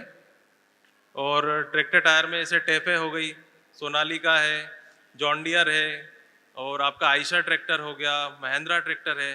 इन सारी कंपनियों में आप देखेंगे कई किसान भाइयों के पास ट्रैक्टर होंगे, तो उसमें आपके सीएट के टायर भी लग के आते हैं। तो सीएट हम OEM में भी देते हैं, OEM सप्लाई में भी आता है। ये अभी हम जो हमारा नया टायर है सीएट का वर्धन, मैं आपको इसकी खूबियाँ बताना चाहूँगा सर। देखो क्या होता है ना कि आज ट्रैक्टर में सबसे महंगी चीज़ क्या होती है, टायर होता है। टायर की कीमत आप देखेंगे तो 50,000 55,000 का टायर आ रहा है, अगर 5-6-7 लाख का ट्रैक्टर आ रहा है तो एक मोटा पैसा आपका उसमें लगता है, अगर टायर ख़त्म हो जाता है और आपको टायर डलवाना है तो अगर आप 50,000 55,000 रुपये कहीं पर भी आप अगर इन्वेस्ट कर रहे हैं, तो आपको उस चीज़ की एक इंश्योरेंस, एक सुरक्षा भी ज़रूरी है कि भैया उस पर वारंटी क्या आती है, कि गारंटी क्या आती है। तो सीएट जो वर्धन टायर है, इस पे आप देख रहे हैं कि इस पे है ना 50% माल तक, मतलब आधे माल तक, थोड़ा ध्यान से सुनना ये चीज़ को, आधे माल तक। और दूसरी कंपनियों के टायरों में भी ऐसा होता है कि कहीं ना कहीं कोई भी कंपनी का टायर है, आपको घिसाई का पैसा लगता है अगर आपका टायर वारंटी में चेंज होता है तो। अब ये वर्धन टायर पे स्पेशल हमारी वारंटी ऐसी है कि इस पे आपको आधे माल तक, 50% माल तक अगर कोई भी मैन्युफैक्चरिंग डिफेक्ट आता है तो इसमें हम बोलते हैं कि हम आपसे कोई घिसाई का पैसा नहीं लेंगे, वो टायर हम आपको फ्री में चेंज करके देंगे। उसके बाद रही बात मैन्युफैक्चरिंग वारंटी की, तो मैन्युफैक्चरिंग वारंटी है इसकी 7 साल की। 7 साल तक अगर कोई भी मैन्युफैक्चरिंग दोष अगर टायर में आ जाता है, जब टायर कंपनी में बनता है उस टाइम पे अगर उससे रिलेटेड कोई भी मैन्युफैक्चरिंग दोष आता है, एयर आ जाती है, टायर फूल रहा है कहीं से, टायर में धागा निकल गया, और भी कई मैन्युफैक्चरिंग डिफेक्ट रहते हैं, तो ऐसा कोई भी अगर प्रॉब्लम आती है तो 7 साल तक भी आपका टायर वारंटी में सुरक्षित है। आप 7 साल के अंदर भी टायर जितना घिसा है उतना घिसाई का पैसा देके टायर चेंज करवा सकते हैं। उसके अलावा 3 साल और आधे माल की, 3 साल और आधे माल 50% माल तक की हम ऐसी एक स्पेशल वारंटी देते हैं। स्पेशल वारंटी में क्या होता है, मान लीजिए खुदा ना खास्ता आप ट्रैक्टर चला रहे खेत पे और कहीं आपके खेत मतलब पंजा लग गया टायर में, या प्लव लग गया, या कुछ भी ऐसा कुछ लग गया, दाता लग गया और टायर फट जाता है, तो आप लोग सोचते हैं कि यार वो तो हमारी गलती से हुआ, पर हम लोग उसकी भी सुरक्षा आपको देते हैं। हम 3 साल और आधे माल के अंदर अगर ऐसा कोई भी आपके हाथ भी अगर कोई दुर्घटना हो जाती है टायर में, तो हम आपको टायर रिप्लेस करके देते हैं। तो ये सीएट वर्धन की स्पेशल वारंटी है। उसके बाद ये हम हार्वेस्टर के टायर भी आते हैं हमारे आयुष्मान HD के नाम से। अगर आपको और कोई जानकारी ऐसी आपको चाहिए, या आप में से कई लोग सीएट कंपनी के टायर यूज़ भी कर रहे हैं, अगर कोई भी ऐसा आपको जानकारी चाहिए या कोई कंप्लेंट वगैरह है, तो आप हमारा टोल फ्री नंबर है, इस पर भी आप संपर्क कर सकते हैं। अच्छा, अभी कंपनी द्वारा बहुत बढ़िया स्कीम भी चल रही है हमारे वर्धन टायर पे। अगर आप कोई भी बड़ा टायर, जैसे वर्धन का टायर आपको 12/4/28, 13/6/28, 14/9/28 और 16/9/28, मतलब ट्रैक्टर के बड़े टायर में हर साइजेस में उपलब्ध है। तो इसमें आपको अभी स्कीम में एक ट्रैवल बैग दिया जा रहा है। अगर आप एक जोड़े की बुकिंग कराते हैं तो इसके साथ में ट्रैवल बैग की स्कीम चल रही है। यहाँ पर हमारा काउंटर लगा है, काउंटर पे जाके भी आप बुकिंग कर सकते हैं। और भी कोई आपको जानकारी चाहिए तो मैं आपको काउंटर पे मिलूंगा, आप वहाँ पर भी आप संपर्क कर सकते हैं। धन्यवाद सर। बहुत बहुत धन्यवाद सर। तो जैसे मैंने कहा था आपको कि एक और सवाल पूछे जाएंगे और कितना गौर से आपने सुना है इसके बारे में हमें पता लगेगा। सर हम चाहेंगे जो आपने अभी बताया है उससे रिलेटेड एक सवाल पूछें आप। जैसा कि मैंने अभी आपको सीएट टायर पे कितना वारंटी आता है ट्रैक्टर के वर्धन टायर पे, तो इसमें एक हमारी स्पेशल वारंटी है जो अनकंडीशनल वारंटी है। वो कितने साल की वारंटी है, कितने साल और कितने % माल तक की वारंटी है जी? 3 साल की। और कितने % माल तक की वारंटी है? 50%। बिल्कुल सही जवाब। आप लोगों की भी बारी आएगी, आप लोगों को गौर से सुनना है और आप लोग भी कुछ जीत सकते हैं। और हम कार्यक्रम को आगे बढ़ाते हैं और जैसा कि आप सभी जानते हैं कि मृदा स्वास्थ्य या फिर मृदा परीक्षण जो है वो कितना ज़्यादा ज़रूरी है। तो हम मृदा स्वास्थ्य के बारे में, परीक्षण के बारे में जानेंगे क्यों ज़रूरी है, लेकिन हमारे साथ जो एक्सपर्ट हैं वो अभी केवीके से आए हैं। तो मैं सबसे पहले जो है सर आपका स्वागत करना चाहूँगी। शीश राज धाकड़ सर है, सॉइल हेल्थ एक्सपर्ट, कृषि विज्ञान केंद्र से, कालूखेड़ा रतलाम। सर आपसे जानना चाहेंगे कि प्याज की खेती के लिए मृदा परीक्षण क्यों ज़रूरी है और कैसे करना चाहिए, स्वास्थ्य मृदा की क्या महत्ता होती है प्याज की खेती के लिए, इसके बारे में आप हमारे दर्शकों को बताएं प्लीज़। मैं डॉक्टर शीशराम जाखड़, मृदा विशेषज्ञ। वर्तमान समय में माननीय प्रधानमंत्री जी द्वारा जो मिट्टी का स्वास्थ्य है इस पे इतना जोर दिया जा रहा है, प्राकृतिक खेती को बढ़ावा देना, प्रगतिशील कृषकों को जैविक खेती की ओर अग्रसर करना। आए दिन हम देखते हैं कहीं ना कहीं प्राकृतिक खेती की कार्यशाला हो रही है, जैविक खेती की कार्यशालाएं हो रही है, लेकिन इसके परिणाम हमें जब तक नहीं मिलेंगे जब तक इसकी शुरुआत हमारे घर से नहीं होगी। आज आप लोग आए हो, आपने अपना अमूल्य समय दिया है। आज एक यहां से जाएं और एक प्रण लेके ये जाएं कि मैं कम से कम अपने परिवार के लिए जो उसको खिला पिला रहा हूं वो उसको शुद्ध खिलाऊं। आपके पास 10 बीघा, 15 बीघा, 20 बीघा जमीन होगी, आप अपने परिवार के लिए सिर्फ और सिर्फ उसमें जो है जैविक करें। हम ये नहीं कह रहे कि रासायनिक खेती को बिल्कुल आप बंद कर दें, आप करिए, पर अपने परिवार के लिए तो कम से कम जो है जैविक खिलाएं। बात करते हैं हम यदि मिट्टी के स्वास्थ्य की। देखिए हम इतने सजग हैं कि हमारा कोई पेट दर्द होता है, सिर दर्द होता है या और कोई भी दिक्कत होती है तो हम तुरंत डॉक्टर के पास पहुंच जाते हैं। मिट्टी कहाँ जाएगी? ना वो बोलती है ना कुछ कहती है। जो अच्छे किसान है, प्रगतिशील किसान है, वो खेत की दुर्दशा या उसकी दशा को देख के भांप लेते हैं कि वास्तव में क्या कहना चाह रही है। बात आई है लहसुन की खाद की, तो मैं आपको बता दूं यदि आप जैविक खेती से लहसुन की खेती कर रहे हैं तो आपको जो है 5 से 6 टन प्रति 4 बीघे में आपको केचुआ खाद का प्रयोग करना पड़ेगा। यदि आप गोबर की खाद प्रयोग कर रहे हैं तो 15 से 20 टन आपको जो है गोबर की खाद प्रति 4 बीघे में प्रयोग करना पड़ेगा। ठीक है। इसके अतिरिक्त कुछ सूक्ष्म जीवों के खाद आते हैं जिन्हें आप कल्चर खाद कहते हैं, बायो फर्टिलाइजर कहते हैं, जैव उर्वरक कहते हैं। यदि हम बुआई के समय उनसे उपचारित करके बुआई करते हैं तो कहीं ना कहीं हमारे फसल उत्पादन में जो है 15 से 20% की वृद्धि करेंगे। हम ये कह सकते हैं कि इस धरती माता में जो है सब कुछ सूक्ष्म जीव ही है। अभी प्राकृतिक खेती पे इसलिए जोर दिया जा रहा है वर्तमान स्थिति में, जितना भी इस अनमोल धरोहर के सूक्ष्म जीव थे वो खत्म होने के कगार पे है। हम ये कह सकते हैं कि एक यदि चम्मच अगर मिट्टी की है तो उसमें लाखों करोड़ अरबों की संख्या में सूक्ष्म जीव रहते हैं। और ये अपने भारत का ही नहीं संपूर्ण विश्व का मुद्दा है कि ये जो अनमोल धरोहर है इसको किस तरह से संजोए रखना है। अभी 5 दिसंबर को 15 दिन पहले विश्व मृदा दिवस मनाया गया। उसकी थीम थी मिट्टी जहां से भोजन शुरू होता है। पूरे विश्व में मनाया गया और ये हमारे यहीं का नहीं, कहीं ना कहीं बात निकल के आई है कि जो वर्तमान में हो रहा है वो शायद आने वाले भविष्य के लिए ठीक नहीं है। आज प्रत्येक नागरिक कोई ना कोई सी कृषक है, किसी ना किसी बीमारी से पीड़ित मिलेगा आपको। हरित क्रांति आई 1966-67 में, उससे पहले भी हमारे पूर्वज खेती करते थे और अपना परिवार का पेट खूबी से पालते थे। महंगाई की खेती हो गई वास्तव में। हरित क्रांति के बाद में इनका उपयोग बढ़ना भी तय था, क्योंकि जिस हिसाब से हमारी जनसंख्या बढ़ी। पर अभी वर्तमान की स्थिति यह है कि हमें जो भी उत्पाद हो वो क्वालिटी के साथ चाहिए, क्योंकि प्रोडक्शन तो हम भरपूर मात्रा में ले रहे हैं। हमें उसका उचित मूल्य तभी मिल पाएगा जब उसमें कुछ क्वालिटी होगी। इस चीज पे आप विशेष ध्यान दें। लहसुन की खेती में यदि आप रासायनिक तरीके से या दोनों का समन्वित प्रयोग करते हुए कर रहे हो, तो मैं आप लोगों के समक्ष कहना चाहूँगा, यदि आप केचुआ खाद 3 से 5 टन प्रति 4 बीघे में, या इसकी जगह गोबर की खाद ले सकते हैं 15 से 20 टन। यदि आप रसायनों की बात करें तो अगर आप डीएपी यूरिया काम में ले रहे हैं तो आपको 160 किलो के लगभग जो है यूरिया काम में लेना पड़ेगा प्रति 4 बीघे में लहसुन की फसल के लिए।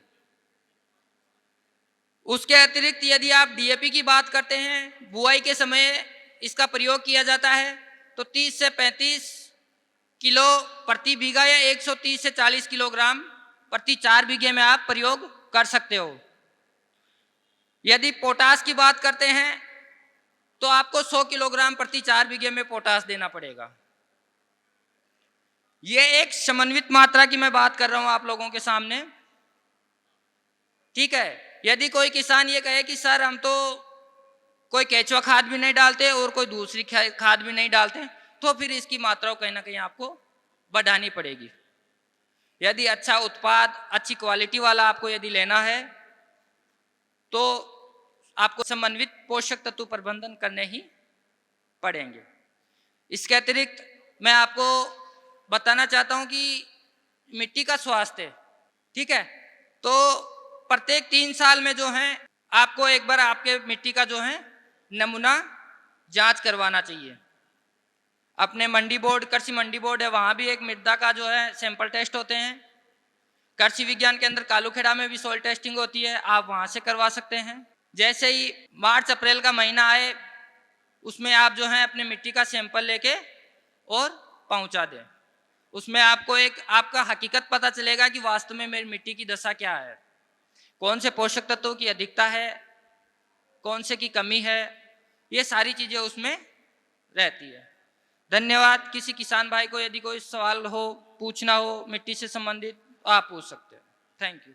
बहुत बहुत धन्यवाद सर। तो जैसे कि मैंने कहा था कि हर स्पीकर के बाद एक सवाल पूछा जाएगा कि आप लोगों का टेस्ट है कि कितना गौर से आपने सुना है। मैं चाहूँगी सर आप भी एक सवाल पूछिए और जिनको भी सही जवाब आता होगा आपको हाथ खड़ा करना है और उसके बाद जो है वो उनको कुछ इनाम दिया जाएगा जो भी सही जवाब देंगे। चलिए, एक सीधा सा सिंपल सा सवाल कि लहसुन की खेती में जो केचुए की खाद प्रयोग की जाती है वो कितनी मात्रा में प्रयोग की जाती है? 5 से 6 टन, मतलब केचुए की 4 बीघे। चलिए, 3 से 5 टन है बेसिकली, ठीक है। कुछ समय में जो है DD agriculture sir, DD horticulture sir आने वाले, उनकी एक मीटिंग चल रही है जिसकी वजह से वो लेट हो गए हैं। तो आप लोग प्लीज़ बैठे रहिए, हम अपने कार्यक्रम को आगे बढ़ाते हैं और अगले जो हमारे इस कार्यक्रम को जो सहयोग दे रहे हैं, जिनके सहयोग से हम ये कार्यक्रम कर रहे हैं, वो हुंडई मोटर्स इंडिया लिमिटेड हैं और जिसके एक्सपर्ट हमारे साथ हैं चेतन जी हैं, rural territory sales manager. Sir मैं आपसे निवेदन करना चाहूँगी कि हुंडई की कौन सी रेंज है ग्रामीण क्षेत्र में रह रहे लोगों के लिए, उसके बारे में आप जो है वो हमारे दर्शकों को बताएं प्लीज़। कृषि कल्याण विभाग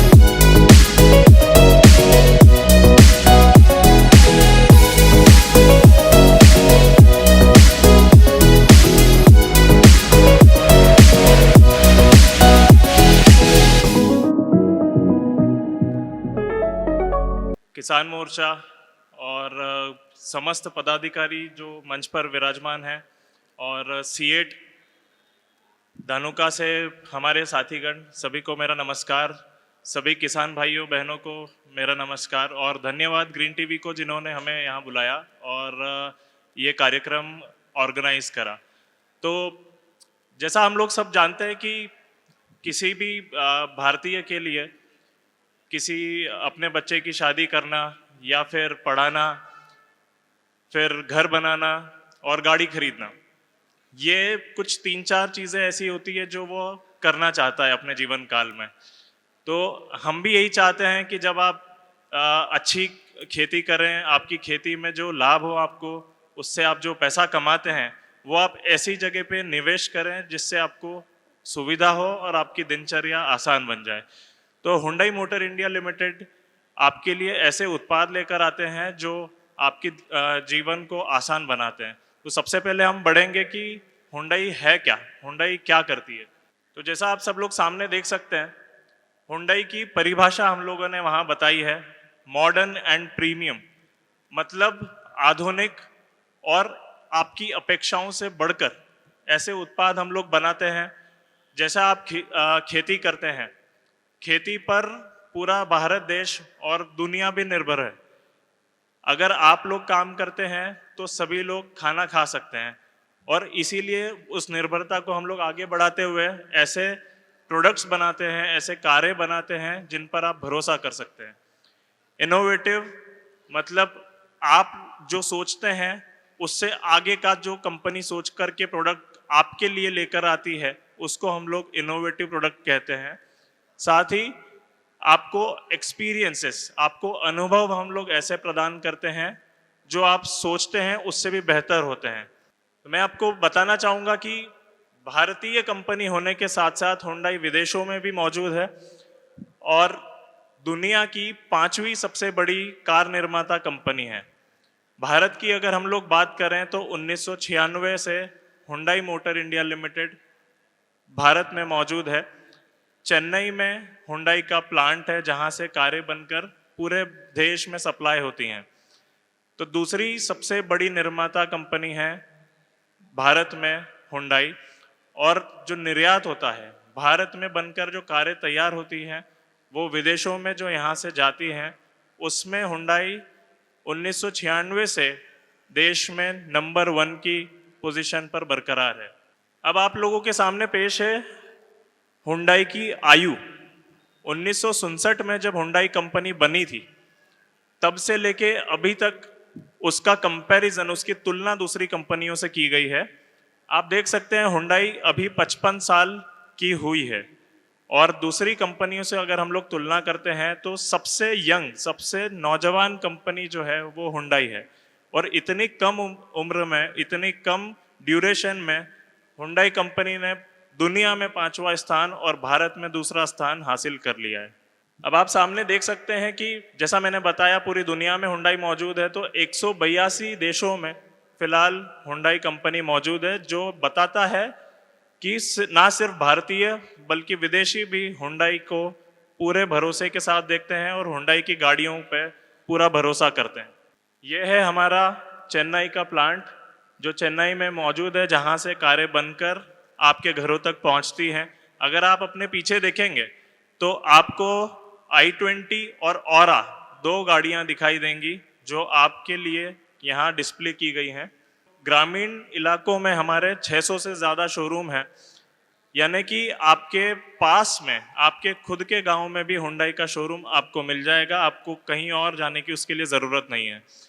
और सर्विस एक ऐसी चीज़ होती है जो हर ग्राहक चाहता है उसकी जगह पर मिले, इसलिए 97% शोरूम हमारे सर्विस से मौजूद है, सर्विस से लेस है। और हमारे रतलाम की अगर हम लोग बात करते हैं, रतलाम में बाबा हुंडई हमारे ऑथोराइज्ड डीलर हैं। ना सिर्फ रतलाम में बल्कि नीमच, मंदसौर और झाबुआ में भी बाबा हुंडई के आउटलेट्स हैं, जहां पर आप जाकर अपनी पसंदीदा हुंडई कार देख सकते हैं, उनको चला कर देख सकते हैं, उनके बारे में अधिक जानकारी प्राप्त कर सकते हैं, नई नई स्कीमों के बारे में जान सकते हैं। और बाबा हुंडई मध्य प्रदेश का एक विश्वसनीय डीलर है जो 2003 से यहाँ मौजूद है और करीबन 12,500 कस्टमर्स को वो गाड़ियाँ प्रदान कर चुका है। अगर 12,500 ग्राहक बाबा हुंडई को भरोसे से देखते हैं, इसका सीधा मतलब है कि उनकी सर्विसेज अग्रणी है और वो कोई कमी छोड़ते नहीं है आपको अच्छा से अच्छा अनुभव देने में। अब बात करते हैं हमारे प्रोडक्ट पोर्टफोलियो की। हमारे पास कौन कौन सी गाड़ियाँ मौजूद है। आपने चलाई होंगी गाड़ियाँ, आपने देखी होंगी रोड पर चलते हुए, उन्हीं में से हम लोग गाड़ियाँ आपके सामने पेश कर रहे हैं। छोटी गाड़ियों में अगर हम लोग बात करते हैं, हमारे पास ग्रैंड i10 नियोस और ऑल न्यू i20 है। ग्रैंड i10 नियोस हमारी सबसे छोटी गाड़ी है और सबसे ज़्यादा पसंदीदा गाड़ी है। आप ऑल न्यू i20 की बात करें, आपके पीछे ऑल न्यू i20 यहाँ मौजूद है, जिसको आप प्रोग्राम या कार्यक्रम खत्म होने के बाद देख सकते हैं, उसको चला कर देख सकते हैं, उसके बारे में अधिक जानकारी प्राप्त कर सकते हैं। सेडान यानी कि जिन गाड़ियों में डिक्की होती है, अगर ऐसी गाड़ियों की हम लोग बात करते हैं तो ऑरा और वर्ना हमारे पास मौजूद है, जिसमें से ऑरा आपके पीछे डिस्प्ले की गई है। अब इसमें खास बात मैं बताना चाहूँगा कि ग्रैंड i10 नियोस और ऑरा हमारे पास CNG में अवेलेबल है, CNG में उपलब्ध है। जैसा कि भारत सरकार ने फोकस किया हुआ है, ध्यान केंद्रित किया हुआ है कि हम लोग पेट्रोल डीजल से हटकर एक ऐसे फ्यूल को यूज़ करें, एक ऐसे ईंधन को यूज़ करें जो पर्यावरण के लिए अच्छा हो, तो उस क्षेत्र में हमने भी कदम बढ़ाते हुए नियोस और ऑरा को ग्राहकों के लिए उपलब्ध कराया है। हम SUVs की बात करते हैं, जो गाड़ी ऊंचाई में ज़्यादा होती है, जिनका ग्राउंड क्लियरेंस यानी कि जो ग्राउंड से ऊपर उठकर चलती हैं, ऐसी गाड़ियों की हम लोग बात करें, वेन्यू, क्रेटा, टूसॉन और अल्काजार हमारे पास मौजूद है। जिनमें से आपने देखा होगा क्रेटा और वेन्यू लोगों को सबसे ज़्यादा प्रिय गाड़ियां हैं। इनकी वेटिंग बहुत ज़्यादा होती है। इसका सीधा अर्थ है कि ग्राहकों को सबसे ज़्यादा पसंद आती है। इलेक्ट्रिक की हम बात करें, कोना इलेक्ट्रिक हुंडई के पास है, जिसकी अनुमानित रेंज यानी कि एक बार चार्ज करने के बाद वो कितने किलोमीटर चलती है, वो 450 किलोमीटर के लगभग चलती है। टैक्सी में हमारे पास एक्सेंट है। आप देखेंगे तो इलेक्ट्रिक और CNG, जैसा मैंने बताया, इन दो पे ज़्यादा फोकस है।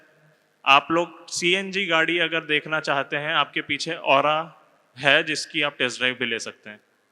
इंजन अगर हम लोग देखेंगे तो पेट्रोल, डीजल, CNG, इन इंजन्स में हमारी गाड़ियां रहती हैं और उसमें आपकी सुविधा अनुसार अलग अलग पावर की और टॉर्क की इंजन्स हम लोग बनाते हैं। कुछ युवा यहाँ हैं जो स्पीड से चलाने में विश्वास रखते हैं, कुछ बुजुर्ग लोग भी हमारे साथ में हैं जो आराम से चलाने में विश्वास रखते हैं। तो सबकी नीड के अनुसार हम लोगों ने ट्रांसमिशन भी डिज़ाइन किए हैं। 5 गियर वाली गाड़ियाँ, 6 गियर वाली गाड़ियाँ, 7 गियर वाली गाड़ियाँ हमारे पास में हैं। कुछ लोग हैं जिनको मैनुअल गाड़ियाँ अच्छी लगती हैं, उनके लिए मैनुअल गाड़ियाँ हैं। कुछ लोग हैं जिनको ऑटोमेटिक पसंद है, उनके लिए हम लोगों ने DCT गाड़ियाँ निकाली हैं। AMT और DCT में अंतर सिर्फ इतना है कि AMT गाड़ियाँ यानी कि ऑटोमेटेड मैनुअल ट्रांसमिशन, ये गाड़ियाँ थोड़े झटके लेकर आगे चलती हैं। उसी को झटके को दूर करने के लिए कंपनी ने DCT निकाला है, ड्यूअल क्लच ट्रांसमिशन, जिसका मतलब होता है आपकी गाड़ियाँ बिना किसी झटके के आगे बढ़ेंगी और आपको एक स्मूथ एक्सपीरियंस प्रोवाइड करेंगी। आपके सामने है स्मार्ट कार्स। हम लोग विश्वास रखते हैं कि एडवांस टेक्नोलॉजी को हम लोग यूज़ करें, जितनी ज़्यादा सुविधा आप लोगों को दे सकें उतना हम लोगों के लिए अच्छा होता है। हम लोग वही अनुभव देना चाहते हैं। तो IMT और DCT जैसा मैंने बताया हम लोगों के पास में है। उनके बेनिफिट्स की बात करें तो एक्सेलरेशन की कोई कमी नहीं आती, लेकिन जैसे आप लोग देखते होंगे या सुनते होंगे या आप लोगों को लगता होगा कि गाड़ी का पावर कम हो जाएगा, तो ऐसा नहीं होता। गाड़ी का पावर कम नहीं होता, आपके कन्वीनियंस यानी कि आपके हिसाब से गाड़ी आगे बढ़ती है। जैसा आप चाहते हैं वैसा ही फ्यूल इकोनॉमी यानी कि एवरेज गाड़ी प्रोवाइड करती है। एवरेज की हम लोग बात कर रहे हैं, कुछ लोगों को शायद ये संदेह होता होगा कि गाड़ियाँ कम एवरेज देती है, जितना बताते उतना नहीं। CNG की हम लोग बात करें तो नियोस ऑरा लगभग 28 से 30 किलोमीटर प्रति किलो का एवरेज देती है, और पेट्रोल और डीजल में भी बात करें तो लगभग 17 से 20 किलोमीटर प्रति लीटर का एवरेज हमारी गाड़ियों के पास है। अब खासियतों के बारे में बात करते हैं, हमारी गाड़ी किसी भी ग्राहक ने क्यों खरीदनी चाहिए। तो जैसा आप देख सकते हैं ग्रैंड आई10 नियोस, इसमें डिजिटल स्पीडोमीटर है, यानी कि आप अगर स्पीड देखना चाहें, पहले के ज़माने में होता था कि कांटे वाली गाड़ियाँ आती थी जहाँ पे आप देखते थे, अभी आपको स्पीड सब डिजिटल पता लगता है। अब 42 की स्पीड से गाड़ी चला रहे हैं तो वो 42 शो करेगा। आपके सामने फुल्ली ऑटोमेटिक टेम्परेचर कंट्रोल है, आप सेट कर देंगे कि 22 डिग्री या 23 डिग्री तापमान होना चाहिए गाड़ी में, उतना ही गाड़ी मेंटेन करके रखेगी। अगर आप चार्ज करना भूल जाते हैं फ़ोन को, चार्जर लाना भूल जाते हैं, आपकी गाड़ी में वायरलेस चार्जर की सुविधा है जिसका आप लाभ उठा सकते हैं। आप अर्किमिस प्रीमियम साउंड, गाड़ी में ऐसा साउंड सिस्टम लगा हुआ है जो आपके ड्राइविंग एक्सपीरियंस को और ज़्यादा अलग लेवल पर लेकर जाता है। इको कोटिंग टेक्नोलॉजी है। आप में से कुछ लोग शायद ये कंप्लेन करते होंगे कि गाड़ी में चक्कर आते हैं बैठने के बाद, उल्टियाँ होती हैं कुछ लोगों को। उसके लिए हम लोगों ने एयर कंडीशनर में एक अलग टेक्नोलॉजी का इस्तेमाल किया है जिसको इको कोटिंग बोलते हैं, जो आपके सांस लेने के तरीके को और सुधारती है, आपको और ज़्यादा अच्छी हवा प्रदान करती है। सेफ्टी की हम लोग बात करें, i20 में 6 एयर बैग हैं। खुदा ना खास्ता अगर कोई एक्सीडेंट से गाड़ी भिड़ जाती है तो आपकी सुरक्षा के लिए 6 एयर बैग हैं जो तब खुलते हैं जब आप सीट बेल्ट लगा करके गाड़ी चलाते हैं। अगर आप सीट बेल्ट लगा करके गाड़ी चलाते हैं तो ये एयरबैग्स खुलते हैं। ब्लू लिंक हमारे पास में है। जैसा कि हम लोग सभी जानते हैं कि आजकल फ़ोन का उपयोग ज़्यादा हो गया है और गाड़ियों में भी हम लोग ज़्यादा से ज़्यादा कनेक्टिविटी प्रोवाइड करते हैं। ज़्यादा से ज़्यादा फीचर आपकी गाड़ियों में फ़ोन से उपयोग हो जाते हैं, उसके लिए ब्लू लिंक हमारे पास में है जिसमें 65 से ज़्यादा फीचर्स मौजूद हैं। प्रेशर मॉनिटरिंग सिस्टम है, आपके टायरों में कितनी हवा है वो हमारी गाड़ियाँ खुद ब खुद बताती हैं आपको। हिल असिस्ट कंट्रोल है, अगर आप ऊंचाई की तरफ बढ़ते हैं, पहाड़ी इलाके में हैं, आपकी गाड़ियां खुद आपको असिस्ट करेंगी और वो रिवर्स अपने आप नहीं आएंगी।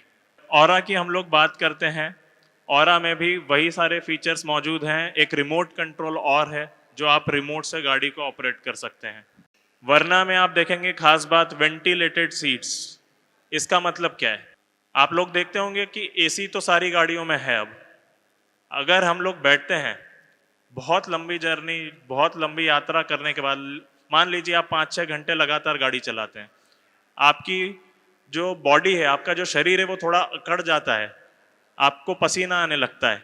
उस केस में आप अगर बटन दबाएंगे, आपकी सीट में भी वेंटिलेशन दिया हुआ है, एसी के वेंट्स दिए हुए हैं जिससे आपको बैठने के बाद भी ठंडी हवा का संचालन होता रहेगा।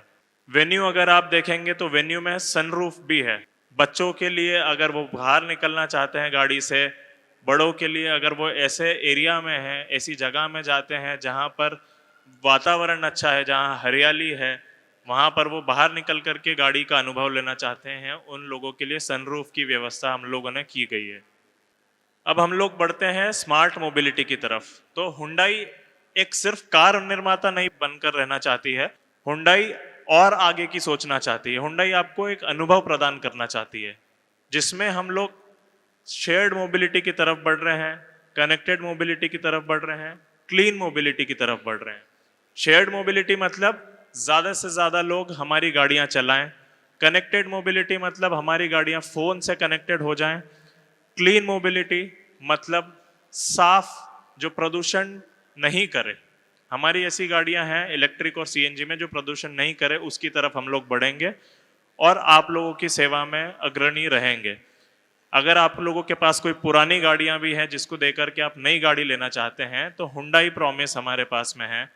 हमारे पास वारंटी है जो 3 साल से लेकर के 7 साल तक होती है, जिसको हम लोग एक्सटेंडेड वारंटी भी कहते हैं। शील्ड ऑफ ट्रस्ट हमारे पास में है, अगर आपकी गाड़ियों में कोई पार्ट खराब हो जाता है तो आप उसको भी बदलवा सकते हैं। और लोएस्ट कॉस्ट ऑफ मेंटेनेंस, यानी कि आपकी गाड़ी को चलाने के लिए सबसे कम खर्चे वाली गाड़ियां हुंडई प्रदान करता है। तो आशा है हम लोगों ने जो यहाँ पर आपको इंफॉर्मेशन दी, आपको जो डिटेल दी हैं, आप लोगों ने समझी हैं और आप लोग जब भी अपनी नई गाड़ी खरीदेंगे हुंडई के बारे में ज़रूर सोचेंगे और बाबा हुंडई को ज़रूर अपनी सेवा का मौका देंगे। धन्यवाद। बहुत बहुत धन्यवाद सर। और पीछे आप लोग देख सकते हैं हुंडई की गाड़ी लगी हुई है, सीएट टायर है और धानुका की भी स्टॉल है। तो कोई अगर आपको ज़्यादा जानकारी लेना है, फीचर्स के बारे में जानना है, तो आप कार्यक्रम के बाद जो है वहाँ जाके कंसल्ट कर सकते हैं, बातचीत कर सकते हैं। और अब फिर से उस बात पे आते हैं, एक सवाल आप लोगों से पूछा जाएगा, आपको हाथ खड़ा करना है, जिनको भी सही जवाब आएगा उनको कुछ इनाम मिलेगा। जैसा कि मैंने बताया था कि हुंडई स्वच्छता की तरफ बढ़ती है और स्वच्छ वातावरण बनाए रखना चाहती है। उसके लिए हम लोगों ने 2 सीएनजी गाड़ियां आप लोगों के लिए उपलब्ध करवाई हैं। तो हुंडई की कौन सी 2 गाड़ियों में सीएनजी उपलब्ध है? ओरा और i10। जी, सही जवाब। i10 का नाम ग्रैंड i10 नियोस हो गया है। और सही जवाब है। आप लोगों को और भी मौका मिलेगा, अभी हमारे पास कुछ और इनाम है, कुछ और स्पीकर्स भी हैं। मैं अगला जो निवेदन करना चाहूँगी, 5 मिनट का एक प्रेजेंटेशन है सुबोध गुप्ता सर का, chief manager marketing Dhanuka Agritech से। सर बताएंगे किसानों का क्या एक्सपीरियंस है इनके प्रोडक्ट को लेकर, ये बताएंगे। और इसके बाद जो है वो हमारे बीच, आप लोगों के ही बीच से कुछ प्रगतिशील किसान हैं, नेचुरल फार्मिंग एक्सपर्ट है, कृषि विज्ञान केंद्र के एक्सपर्ट है, डीडी एग्रीकल्चर सर है, हॉर्टिकल्चर सर हैं, बहुत कम समय में जो है वो अपनी चीज़ें जो है बात जो है वो आप तक पहुंचाएंगे। तो अभी मैं सुबोध गुप्ता सर से निवेदन करना चाहूँगी कि 5 मिनट में किसानों का क्या एक्सपीरियंस रहा है आपके प्रोडक्ट को लेकर, इसके बारे में प्लीज़ हमारे दर्शकों को बताएं आप। सभी उपस्थित किसानों को और उपस्थित पे सम्मानित हमारे मंच पे पदाधिकारियों को और ख़ास तौर पे एग्रीकल्चर डिपार्टमेंट और हॉर्टिकल्चर डिपार्टमेंट हमारे केवीके के सदस्यों को मैं बहुत बहुत धन्यवाद करना चाहता हूँ। और धानुका एग्रीटेक लिमिटेड की तरफ से एक बार सभी को इंडिया का प्रणाम, हर किसान के नाम। तो मेरी तरफ से एक बार सभी को पुनः मैं प्रणाम करता हूँ। किसान भाइयों, जो ये 5 मिनट हैं, हो सकता है ये आपकी खेती को बदल दें और आपके प्याज और लहसुन के उत्पादन को बदल दें। हमारे केवीके के जो हमारे साथी हैं, उन्होंने मृदा के विषय में जो जानकारी आपको दी, उस पे सोने पे सुहागा करने के लिए 100% ऑर्गेनिक जो हमारा एक उत्पाद है माइकोर, मैं उसके विषय में बताऊंगा, जो आपकी मृदा की स्वास्थ्य और आपकी खेती को बदल सकता है। ये जो माइकोर है, ये हमारी माँ समान मिट्टी, हमारा देश ऐसा देश है जहाँ पे हम भारत को माँ कहते हैं और हमारी जो माटी है उसको भी हम माँ बोलते हैं। तो हमारा ये कर्तव्य है, हमारा ये धर्म है कि हम अपनी माँ का ख्याल रखें, मृदा का ख्याल रखें। किसान भाइयों, ये जो माइकोर है, इसके अंदर ऐसे फफूंद हैं दानेदार, जो जेल कोटेड फफूंद हैं।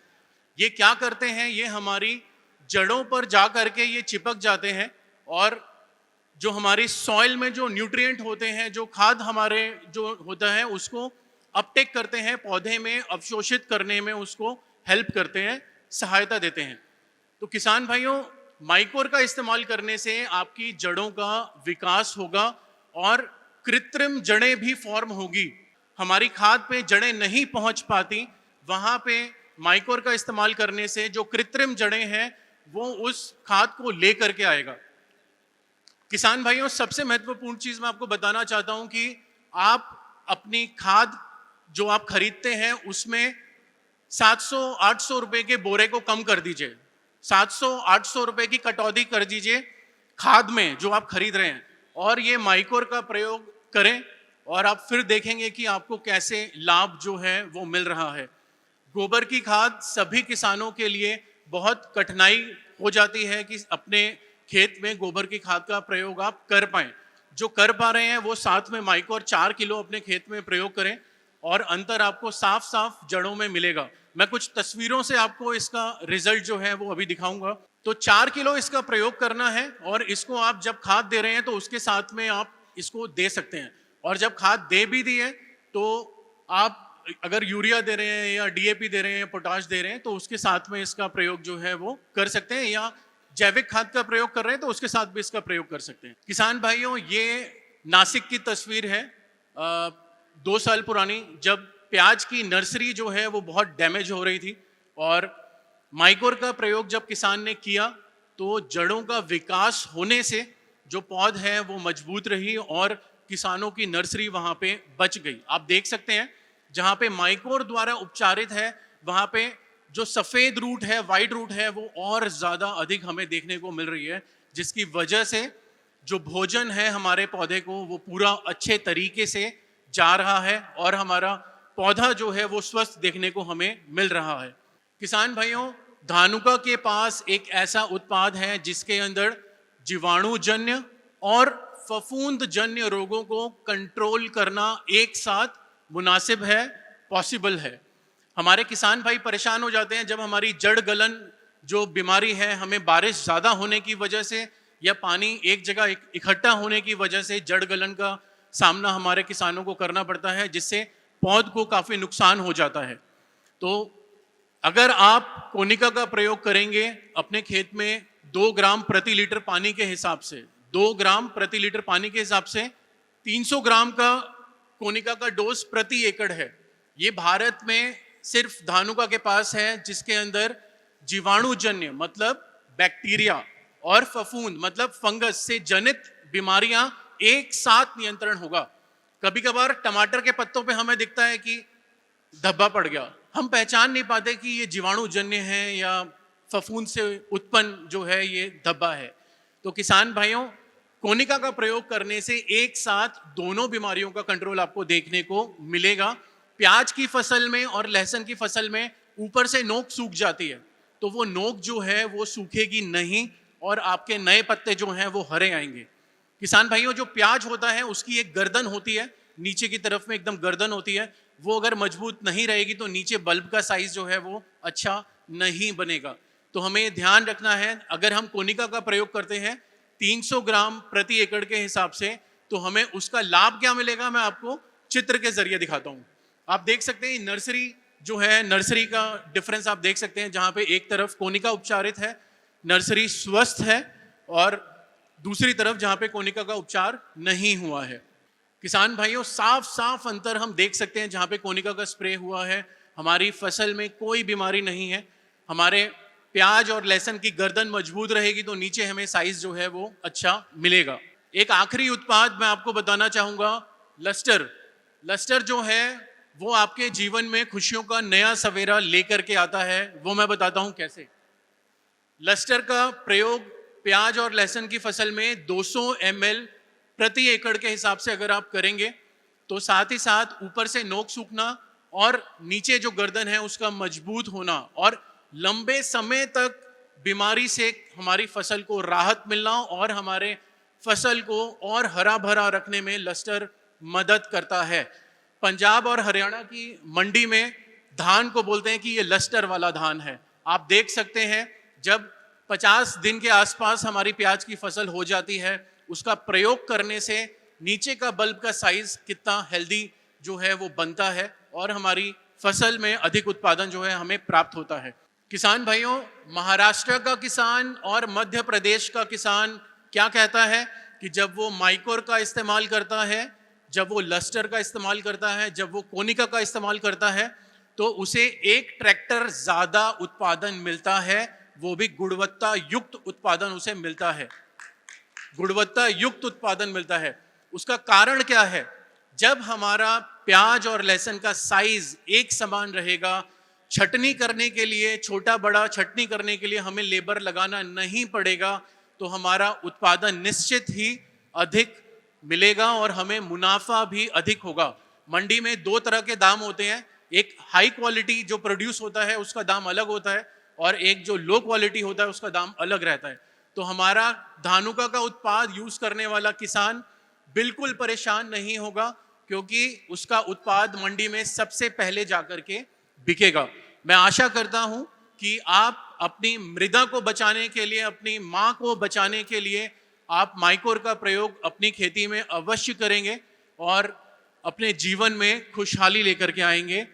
सभी को बहुत बहुत धन्यवाद। एक बार फिर इंडिया का प्रणाम हर किसान के नाम। धन्यवाद। बहुत बहुत धन्यवाद सर। सर एक सवाल पूछेंगे, आपको हाथ खड़ा करना है। अभी मैंने एक उत्पाद के बारे में बताया है जो हमारी मृदा को, हमारी जड़ों को बचाएगा, हमारे पौधों की जड़ों को विकसित करेगा। उस उत्पाद का नाम क्या है और उसकी मात्रा हमें कितनी डालनी है? माइकोर के लिए हम बोलते हैं जब जड़ों में होगी जान तभी तो बढ़ेगी उपज और बढ़ेगा मान। तो उपज और मान को बढ़ाने के लिए हमें किसका प्रयोग कर रहे हैं? माइकोर बहुत सही, बहुत सही। और उत्पादन कितना, इसका डोज कितना है? 4 किलो प्रति 4 किलो। किसान भाइयों, इसका नाम बड़ी आसानी से आप याद कर लीजिए, माइकोर बोलते हैं। हम अपनी माँ को क्या बोलते हैं? यूपी बिहार में हम बोलते हैं माई। तो माई का ध्यान रखना बहुत जरूरी है, और कोर मतलब दिल से एकदम जो है हमें उसका ध्यान रखना है। तो माइकोर, आप आइए। और जैसे कि धानुका से गीतिका मैम ने स्टार्टिंग में कहा था कि कुछ किसानों को, किसान दिवस 23 दिसंबर को होता है, कुछ किसानों को सम्मान देना चाहेंगे धानुका की टीम। तो पहले इनके लिए तालियां। तो मैं धानुका की टीम को मैं बुलाना चाहूँगी ऊपर। और सर, आप लोग जो हैं वो, हम 5 किसानों का नाम लेंगे और आप लोगों को जो है ऊपर आना है और उनको कुछ सम्मान दिया जाएगा। हमारे साथ जो पहले किसान हैं कन्हैया लाल जी हैं, सन ऑफ रामचंद्र जी। कन्हैया लाल जी प्याज की खेती करते हैं। ये 800 बीघे की प्रोग्रेसिव फार्मर है, प्रगतिशील किसान है। ये प्रोडक्शन काफ़ी ज़्यादा ले रहे हैं। ये आप लोगों के ही बीच से किसान हैं और आज जो है वो काफ़ी ज़्यादा इनका उत्पादन हो रहा है। और ये है धानुका की तरफ से इनको सम्मान दिया जा रहा है किसान दिवस के शुभ अवसर पर। दूसरे किसान हैं हमारे साथ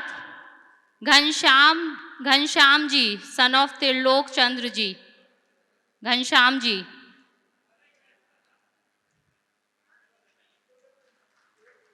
ये सब रतलाम से हैं किसान और इन्होंने अच्छा काम किया है। घनश्याम जी बहुत ज़्यादा प्रोडक्शन ले रहे हैं, साथ में ये बीज भी बना रहे हैं, प्याज की खेती करते हैं, बीज प्रोडक्शन का भी काम है।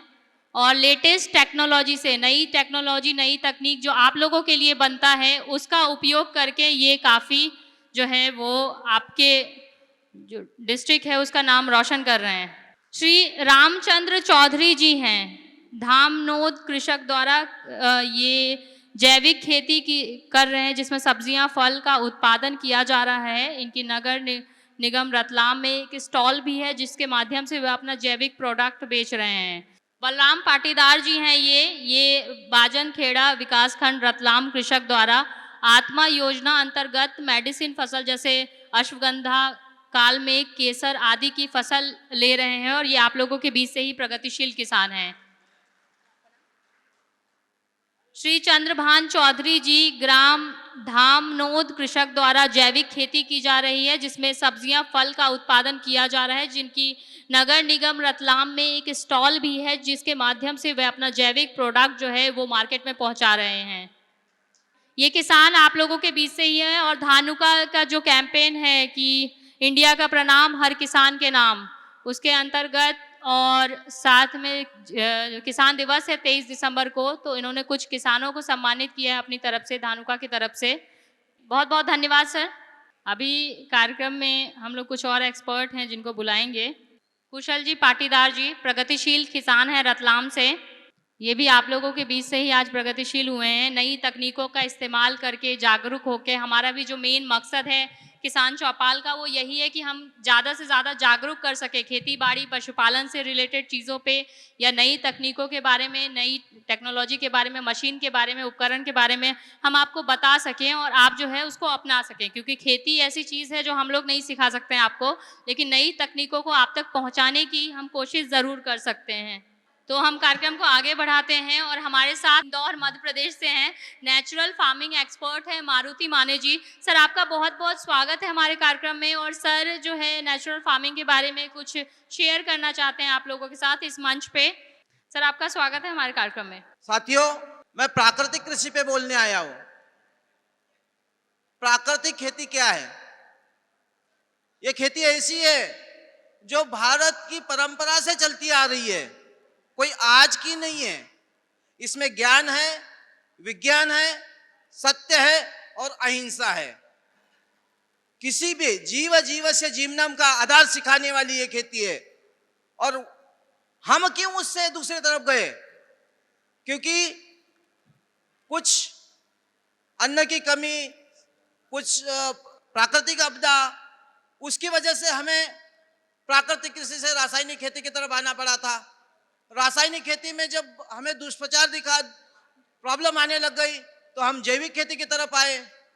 हम जैविक खेती करने लग गए। बाकी किसान बंधुओं को और अन्नदाता को उतना उत्पादन नहीं मिल पाता, उसकी जमीन जो अब बंजर बन चुकी है। एक तरह से हम पहले छोटे लकड़ी के हल से हल चलाते थे, तो हम कहते थे कि पहले गाय जब घर आती थी तो हम बोलते गोधूली बेला, वो जब चलते थे हमारे मवेशी वापस आते थे तो धूल उड़ती थी, तो बारीक जमीन धरती के कण उड़ते थे।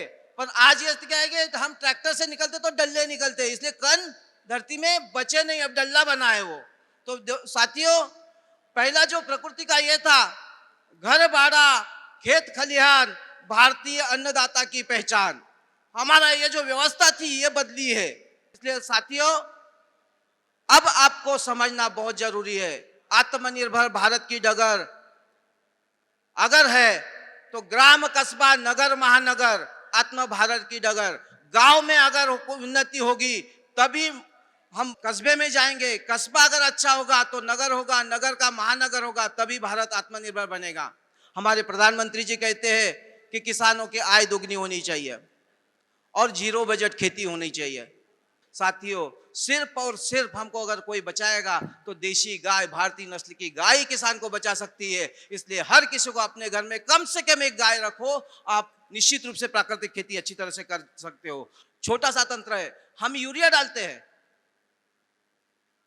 हम बाकी खाद डालते हैं, आपको मालूम ही नहीं है, हमको रेशो नहीं मालूम है, सिर्फ रेशो समझना है आपको। कार्बन नाइट्रोजन, हम नाइट्रोजन के लिए यूरिया डाल रहे हैं, बाकी नाइट्रोजन 78% हवा में, वो जड़ों के पास कैसे जाए उसका नहीं, फोकट का नहीं चाहिए, कर्जे का चलेगा। हाथी कोई बोल रहा है कि फोकट में मिल रहा है रतलाम के चौराहे पे, तो दौड़ के जाके लेके आएंगे, बाद में मालूम परेशान होंगे उसको खिलाए क्या। कर्जे से मिल रहा है तो ले रहे, बाकी बाद में। अभी कई किसानों का हमारे साथी को ये होगा, औजार बहुत सस्ते मिलते, तो किसी ने बोल दिया कि आज तेरे पास खेत में हकाई लेकर नहीं आऊंगा, तो ताव खा के जाता है, बोले कल ही खड़ा कर दूंगा। साथियों, जरूरत है कि नहीं उसकी देखना चाहिए, उपकरण वापरना चाहिए, क्योंकि नई तकनीकी के साथ में हमको जाना है। बहुत बहुत धन्यवाद। बहुत बहुत धन्यवाद सर आपका। हमारे साथ कृषि विज्ञान केंद्र से एक एक्सपर्ट है रोहताज सिंह जी, ये सब्जेक्ट मैटर एक्सपर्ट हैं। सर, मैं आपसे निवेदन करना चाहूँगी कि आप आएँ और यहाँ पे किसानों को जो है वो संबोधन करें। सम्मानीय मंच, हमारे मंच पर उपस्थित प्रदेश उपाध्यक्ष भाई हरिराम शाह जी, जिला अध्यक्ष भाई राम सिंह सिसोदिया जी, हमारे कृषि विभाग के अधिकारीगण, उद्यानिकी विभाग के अधिकारीगण और हमारे प्रगतिशील किसान जो प्राकृतिक खेती कर रहे हैं काफ़ी समय से, 4 वर्ष से मैं भी उन्हें जानता हूं, और हो सकता है अभी उनका मौका आए और वो विस्तार से आप लोगों को जानकारी देंगे। श्री राजेंद्र सिंह राठौर जी और हम सभी के अन्नदाता किसान और माताएं बहनें सभी को राम राम। चूँकि आज का विषय खेती से संबंधित है, सीएट से आए हुए पदाधिकारीगण, हुंडई से आए हुए पदाधिकारीगण और आपके धानुका से आए हुए पदाधिकारीगण और ग्रीन टीवी और आरडीएफ के माध्यम से सभी का बहुत बहुत धन्यवाद। उन्होंने हमें आमंत्रित किया और हम लोग शॉर्ट समय में जो नोट मिला उसके आधार पर यहाँ आए। तो जैसे अभी चर्चा चल रही थी दवाओं के ऊपर, अभी बीच में हमारे भाई वो बताए कि गौ का क्या महत्व है, तो उसी के बारे में मैं थोड़ी सी चर्चा करूंगा चूंकि सीमित समय है। अभी सन 2000 से पूरे देश में दवाओं का प्रयोग बढ़ा। दवाओं का प्रयोग बढ़ने का कारण क्या था? कोई 2 किसान बता दें कि दवाओं का प्रयोग, रसायनों का प्रयोग खेती में क्यों बढ़ा। एक तो हरित क्रांति की वजह से कि भाई हमारे देश में अनाजों की कमी है, तो उसकी वजह से खाद का आयात बढ़ा। जब खाद का प्रयोग हुआ तो जो रस चूसने वाले कीड़े हैं या जो इल्ली है लेपिडोप्टेरा की, जो फल में छेद करती है, उसके कारण। तो मैं कहना चाहता हूं कि क्यों ऐसा हुआ, हमें प्राकृतिक की ओर क्यों जाना पड़ा। उसका सबसे अच्छा कारण क्या है कि जो दवाएं जिन फसलों के लिए बनी थी, जैसे एक दवा है क्लोरेंट्रानिलीप्रोल, ये दवा बनी थी चारे वाली फसलों में कीड़े को रोकने के लिए, और उस दवा का जो समय अवधि थी वो लगभग 40 दिन थी। लेकिन लगातार दवाओं के प्रयोग के कारण क्या हुआ कि जो दवा चारे वाली फसलों के लिए बनी थी वो सब्जियों में और यहाँ तक कि अनाज में भी आ गया। अब उसके दुष्परिणाम क्या आ रहे हैं, जैसे अभी हमारे पूर्व वक्ता ने बताया था कि बीकानेर के लिए एक ट्रेन चलती है, राजस्थान के लिए एक ट्रेन चलती है, वहाँ ज़्यादा दूर जाने की जरूरत नहीं है। हमारे जावरा में या पिपलौदा ब्लॉक में एक गांव आता है, कैरवासा गांव का नाम है उसका, जानते हैं किसान भाई? कुछ सेजावता के पास भी ऐसा गांव है, वहां पर भी हर परिवार में लगभग कैंसर का मरीज मिलने लगा है। उसका कारण क्या है कि जो दवा जिस फसल के लिए नहीं है, उस फसल पर, क्योंकि टमाटर है, जैसे भिंडी है, बैगन है, फूल गोभी है, पत्ता गोभी है, बैगन है, इन पर क्लोरेंट्रानिलीप्रोल का प्रयोग नहीं किया जाता, क्योंकि इनकी समयावधि तोड़ने में फूल आने से और तैयार होने तक 7 से 14 दिन का समय लगता है, और दवाओं का प्रयोग लंबे समय तक रहेगा। तो जो विषाक्तता है वो पूरी डोज में हमारे शरीर में आती है।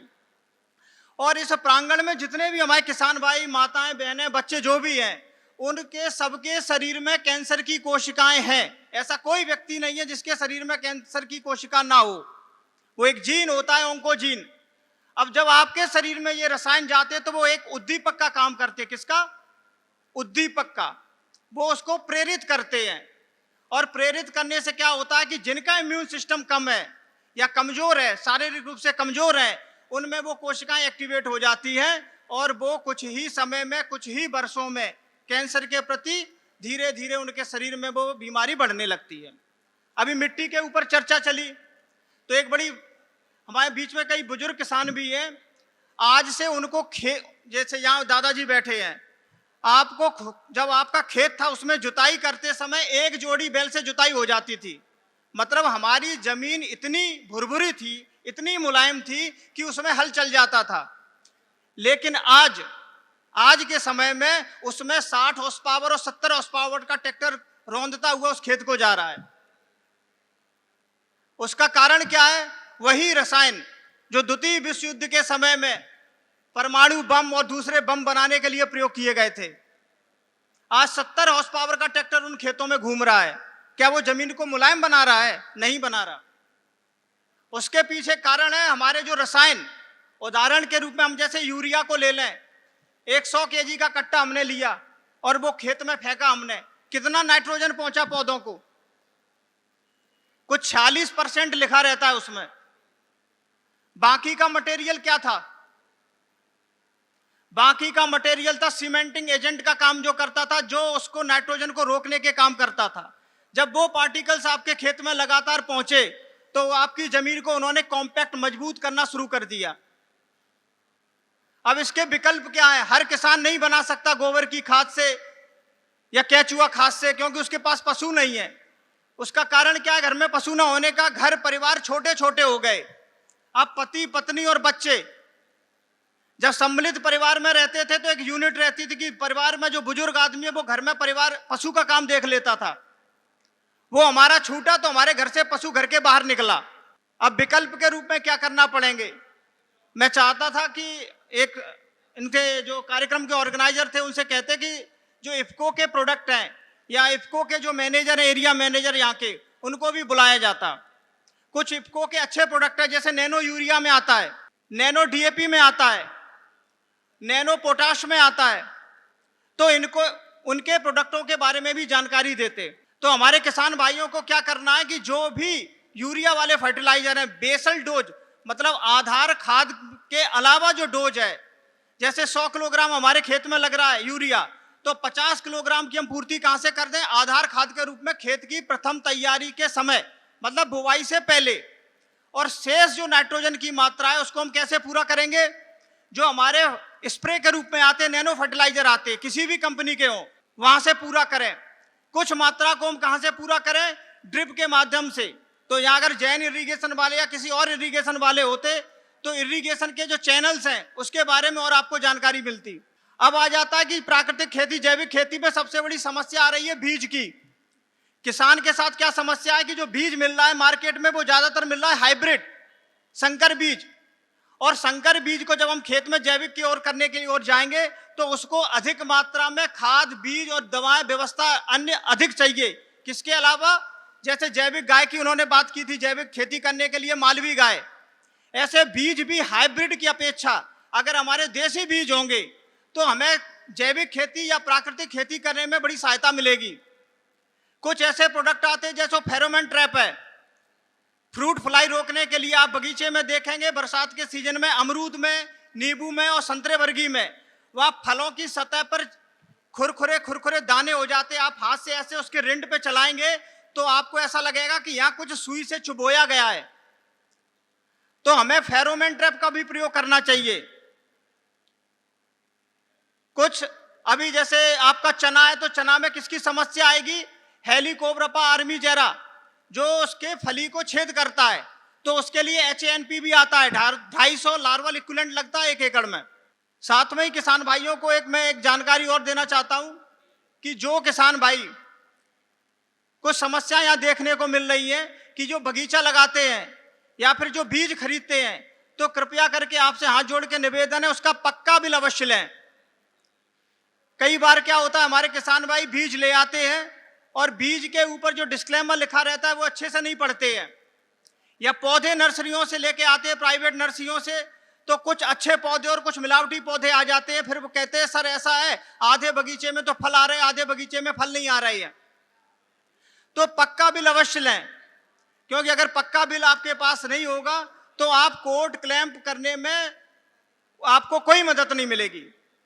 आप पैसा दे रहे हैं तो आप पक्का बिल अवश्य लें। और किसी किसान भाई की अगर कोई जानकारी कुछ पूछना चाह रहा है तो पूछ ले हमसे, अभी मंच पे ही है। बहुत बहुत धन्यवाद। बहुत बहुत धन्यवाद सर आपका। तो हमारे साथ डीडी हॉर्टिकल्चर सर जुड़े हैं। मैं सबसे पहले मेरी टीम से निवेदन करूंगी कि सर का स्वागत करें। सर आपका बहुत बहुत धन्यवाद यहाँ आने के लिए। और साथ में हमारे साथ डीडी एग्रीकल्चर सर भी आ गए हैं और सर का भी स्वागत है हमारे कार्यक्रम में। एक बार फिर से मैं आप लोगों को बता दूं कि ये कार्यक्रम हम मध्य प्रदेश कृषि विभाग, उद्यान विभाग के सहयोग से कर रहे हैं। साथ में धानुका एग्रीटेक, सीएट लिमिटेड और हुंडई मोटर्स इंडिया लिमिटेड के सहयोग से हम कर रहे हैं, जिसका मकसद है आप लोगों को जागरूक कर सकें नई तकनीकों के बारे में, क्या करना है आपको, क्या नहीं करना है, कैसे नई तकनीक, नई योजनाओं को आप तक पहुंचा सके। ये हमारे कार्यक्रम का जो है वो मेन मकसद है। तो मैं अभी निवेदन करना चाहूँगी DDH sir, deputy director horticulture sir से, कि सर आप जो है बहुत कम समय में कुछ योजनाओं के बारे में जो है वो हमारे दर्शकों को बताएं प्लीज़। आप सभी को नमस्कार। मैं त्रिलोकचंद वास्कले, उप संचालक उद्यान, जिला रतलाम। आज के इस प्याज प्रस्थान एवं ट्रैक्टर ट्यूब टायर मेंटेनेंस तथा जैविक हाट बाजार कार्यशाला में मैं उद्यान विभाग की ओर से आपका हार्दिक अभिनंदन करता हूं। उद्यानिकी विभागों के द्वारा वर्तमान में कई महत्वपूर्ण योजनाएं संचालित की जा रही है, जिसमें फलों के क्षेत्रीय विस्तार को लेकर अंगूर है, अमरूद है, ड्रैगन फ्रूट है। इसके अलावा सब्जी और मसाला और फूलों के क्षेत्रीय विस्तार के संबंधित योजनाएं जो 40 से लेकर 50% अनुदान पे ऑनलाइन पंजीयन के माध्यम से क्रियान्वित की जा रही है। साथ ही फसलोत्तर प्रबंधन के लिए स्टोरेज इकाइयाँ, pack houses, cold storage, cold room, ripening chamber, इन सभी पे 35 से 40% अनुदान प्रावधान पे शासन द्वारा राज्य और केंद्र पोषित योजनाओं के माध्यम से क्रियान्वित की जा रही है। इसके साथ ही शासन की, जैसा कि आप जानते हैं, एक अति महत्वपूर्ण योजना संचालित की जा रही है, जो आत्मनिर्भर भारत अभियान के तहत आत्मनिर्भर मध्य प्रदेश निर्माण में एक जिला एक उत्पाद के तहत लहसुन, चयनित फसल लहसुन और अन्य खाद्य उत्पाद आधारित सूक्ष्म इकाइयों की स्थापना के लिए शासन स्तर से इस पे 35% अनुदान प्रोत्साहन पे क्रियान्वयन की कार्रवाई जिला स्तर पे की जा रही है, जिसमें आप आलू से संबंधित चिप्स से है, फ्लेक्स से है, पाउडर है, पेस्ट है, या लहसुन या प्याज के संबंध में फ्लेक्स है, पाउडर है, डिहाइड्रेट लहसुन है। इसके अलावा अचार है, पापड़ है, मुरब्बा है, मसाला पाउडर है, हर्बल पाउडर है, या पल्प से रिलेटेड इकाइयां हैं। ये सभी इकाइयां आप 50,000 से लेकर 1 करोड़ के बीच पे 10% मार्जिन मनी के आधार पे 35% अनुदान पे अधिकतम 10 लाख पे व्यक्तिगत क्षेत्र में और समूह आधारित इकाइयों पे परियोजना लागत के आधार पे अनुदान का प्रावधान किया गया है। इसके अलावा विभाग द्वारा विभिन्न हितग्राही मूलक योजनाओं के समय समय पे सूचना प्राप्त करने के लिए आप अपने पंजीयन MPFSTS पोर्टल पे करके शासन द्वारा जो समय समय पे योजनाओं के लक्ष्य आमंत्रित किए जाते हैं उसमें अपना पंजीयन करा के लाभ प्राप्त कर सकते हैं। हमारे विकासखंड स्तर पे भी शासकीय रोपणियों पे विकासखंड कार्यालय संचालित है, आप वहाँ पे भी संपर्क करके और विस्तृत जानकारी प्राप्त कर सकते हैं। इसके अलावा और अधिक जानकारी के लिए जिला स्तर पे कलेक्टर परिसर में भी हमारा जिला कार्यालय स्थापित है, आप वहाँ पे भी संपर्क करके अधिक से अधिक जानकारी प्राप्त कर सकते हैं। आप सभी ने समय निकला और इस प्याज प्रोत्साहन और ट्यूब टायर मेंटेनेंस तथा जैविक खाद बाजार कार्यशाला में उपस्थित हुई, आप सभी का बहुत बहुत धन्यवाद। बहुत बहुत धन्यवाद सर। तो सर एक सवाल पूछेंगे जो अभी सर ने बताया उससे रिलेटेड, और जिसको भी सही जवाब आता है आपको हाथ खड़ा करना है और उनको जो है वो कुछ इनाम दिया जाएगा। अभी एक जिला एक उत्पाद के तहत जिले में प्रधानमंत्री सूक्ष्म खाद्य उद्योग उन्नयन योजना में लाभान्वन के लिए योजना क्रियान्वित की जा रही है। इसमें कितना प्रतिशत अनुदान का लाभ दिया जाता है और कौन कौन से सूक्ष्म खाद्य उत्पाद आधारित इकाइयां लगा सकते हैं, इसमें अगर कोई बताना चाहें। 35 से 40% छूट मिलती है योजना। ठीक, आगे आ जाइए आप। मैं इसी के साथ हमारे दर्शकों को बताना चाहूंगी कि आज जो भी हमारे एक्सपर्ट हैं, आप नंबर चाहे नंबर नोट डाउन कर सकते हैं। धानुका एग्रीटेक का नंबर जो है टोल फ्री नंबर, अगर कोई समस्या हो तो आप संपर्क कर सकते हैं 1800-102-1022। CEAT limited toll free number आप नोट डाउन कर सकते हैं 1800-22-1213।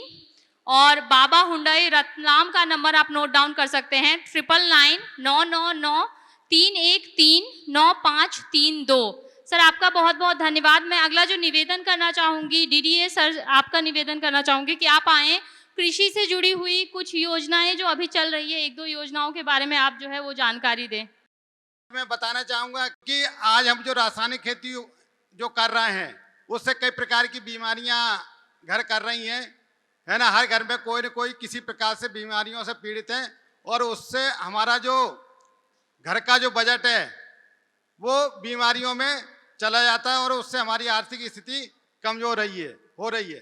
तो हम बीमारियों को किस प्रकार से निजात पाएंगे और हम अपने जीवन को, हम आने वाली पीढ़ी को किस प्रकार से स्वस्थ रख पाएंगे, उसके बारे में प्राकृतिक खेती हमें करना एक नितांत आवश्यकता होगी और हमें प्राकृतिक खेती करना पड़ेगी। उसके लिए भारत सरकार, मध्य सरकार, माननीय मुख्यमंत्री जी भी इस पे बृहद चिंतन कर रहे हैं कि हम अपने प्रदेश में किस प्रकार से प्राकृतिक खेती का रकबा बढ़ाएं, किस प्रकार से प्राकृतिक खेती किसानों को बढ़ाएं।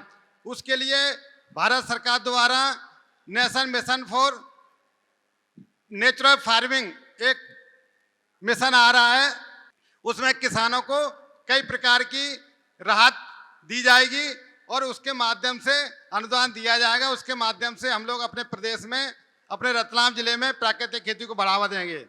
और उसी के साथ साथ मैं बताना चाहूँगा कि खेती के साथ साथ हमारा जो उत्पाद रहता है वो मतलब खराब हो जाता है, मंडियों में जाता है तो उस समय भाव कम हो जाते हैं। तो हमारे विभाग के माध्यम से एक एग्रीकल्चर इंफ्रास्ट्रक्चर फंड एक स्कीम चल रही है जिसमें किसान भाइयों को, जो हमारे किसान भाई हैं वो किस प्रकार से अपनी फसलों का प्रसंस्करण करें, अपनी फसलों का किस प्रकार से स्टोरेज करें, है ना, और किस प्रकार से अपनी उत्पाद का वैल्यू एडिशन बढ़ा सकें, उसके लिए भारत सरकार द्वारा जो एग्रीकल्चर इंफ्रास्ट्रक्चर फंड चल रहा है, स्कीम चल रही है, उसमें ब्याज पर 3% की छूट दी जाती है। यह कृषि अवसंरचना कोष एक योजना है जो भारत सरकार द्वारा, मध्य सरकार द्वारा चलाई जा रही है। इसमें हम लोग क्या क्या कर सकते हैं वो बताना चाह रहा हूँ मैं। हम जो फसलें उगाते हैं, फल उगाते हैं, है ना, जो गेहूँ उगाते हैं, चना उगाते हैं, है ना, जो टमाटर उगाते हैं, मिर्च उगाते हैं, तो उसमें हमारा बहुत सारा वो नष्ट हो जाता है। तो उसको हम किस प्रकार से सुरक्षित रह सकते हैं और हम अपने उसको वैल्यू एडिशन कैसे कर सकते हैं, उसकी प्रोसेसिंग कैसे कर सकते हैं, उसके बारे में बताया गया है। ये इसमें एक किसान को 2 करोड़ तक का ब्याज मिलेगा, लोन मिलेगा और उस पर 3% की सरकार आपको छूट देगी। और दूसरी हमारी योजना है जिसमें आप चाहे PFME हो, चाहे आपकी नाबार्ड की योजना हो, है ना, उसमें भी आपको कन्वर्जेंस के माध्यम से विभिन्न योजनाओं में अलग अलग अनुदान दिया जाएगा। इसमें हम किसान भाई इसमें वेयर हाउस बना सकता है ना, इसमें आपका वो वैक्सीन प्लांट बना सकता है, इसमें कोल्ड स्टोरेज बना सकता है, राइपनिंग चैम्बर बना सकता है, इसमें फूड प्रोसेसिंग यूनिट एस्टेब्लिश कर सकता है, इसमें आटा मिल लगा सकता है, वो राइस मिल लगा सकता है, दाल मिल लगा सकता है, और है ना प्राइमरी प्रोसेसिंग प्लांट लगा सकता है। ये सभी चीज हमारे किसान भाई इसमें कर सकते हैं। इसमें योजना में 2 करोड़ तक का इसमें आपको लोन मिलेगा, और इसमें इस प्रकार का वो चाहे आपका जो कस्टम हायरिंग सेंटर ले सकते हैं वो भी ले सकते हैं, इसमें आप इसमें राइपनिंग चैम्बर ले सकते हैं, कम्युनिटी हॉल ले सकते हैं। इस प्रकार से ये सभी इसमें दिया हुआ है। ये सभी योजनाएं जो हम AIF फंड हमारे कृषि विभाग का उसमें ले सकते हैं। वेयर हाउस है, सॉर्टिंग ग्रेडिंग, अगर हम हमारे पास गेहूं है तो उसकी सॉर्टिंग ग्रेड करके हम अच्छा बेच सकते हैं उसको करके। पैकेजिंग इकाइयाँ हैं, कोल्ड स्टोरेज है ना, इस प्रकार के ये इधर कर सकते हैं। इधर जो किसानों के लिए कस्टम हायरिंग कर सकते हैं, हम जैविक खाद्यान्नों का उत्पादन कर सकते हैं, बायो इनाकुलेंट का उत्पादन कर सकते हैं। इस प्रकार से इसमें ड्रिप सिंचाई वगैरह का हम लोग इसमें उपयोग कर सकते हैं। नेक्स्ट, ये अगर कोई किसान गोदाम बनाता है, वेयर हाउस बनाता है, तो उसमें अगर कोई 5000 मीट्रिक टन का गोदाम बनाता है, किसान वेयर हाउस बनाता है, तो उसकी लागत 1 करोड़ 65 लाख रुपए आएगी। तो उसमें आपको ये एग्रीकल्चर इंफ्रास्ट्रक्चर फंड है, उससे 13 लाख रुपए आपको अनुदान मिलेगा। और जो हमारी नाबार्ड की योजना है उससे आपको सामान्य का किसान 25% मिलेगा, और अगर SC ST या महिला समूह है या महिला है, SHG है, फार्मर प्रोड्यूसर कंपनी है, तो उसको 33.33% मतलब वो अनुदान मिलेगा। तो उसको टोटल जो 2 करोड़ जो लोन लेगा उसमें उसको 63 लाख रुपए का उसको अनुदान मतलब छूट मिलेगी उसको उसमें।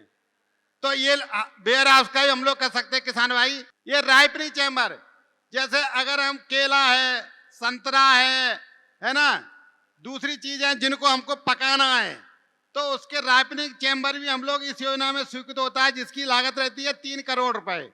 तो उसमें जो आपको सरकार जो छूट देगी 1 करोड़ 34 लाख रुपए की छूट मतलब सरकार के माध्यम से आपको मिलेगी। ये सॉर्टिंग और ग्रेडिंग, अगर गेहूं की सॉर्टिंग करते हैं, आप धनिया की सॉर्टिंग करते हैं, आप उसकी मेथी की सॉर्टिंग करते हैं, जो भी हमारी फसलें हैं, चने की सॉर्टिंग करते हैं, उसकी सॉर्टिंग और ग्रेडिंग करके हम लोग इसका प्लांट लगा सकते हैं। तो इसकी लागत करीब 60 लाख रुपए आएगी, और उसमें जो अनुदान मिलेगा हमको, जो छूट मिलेगी 29,44,000 रुपए तक की छूट इसमें मिलेगी हमको।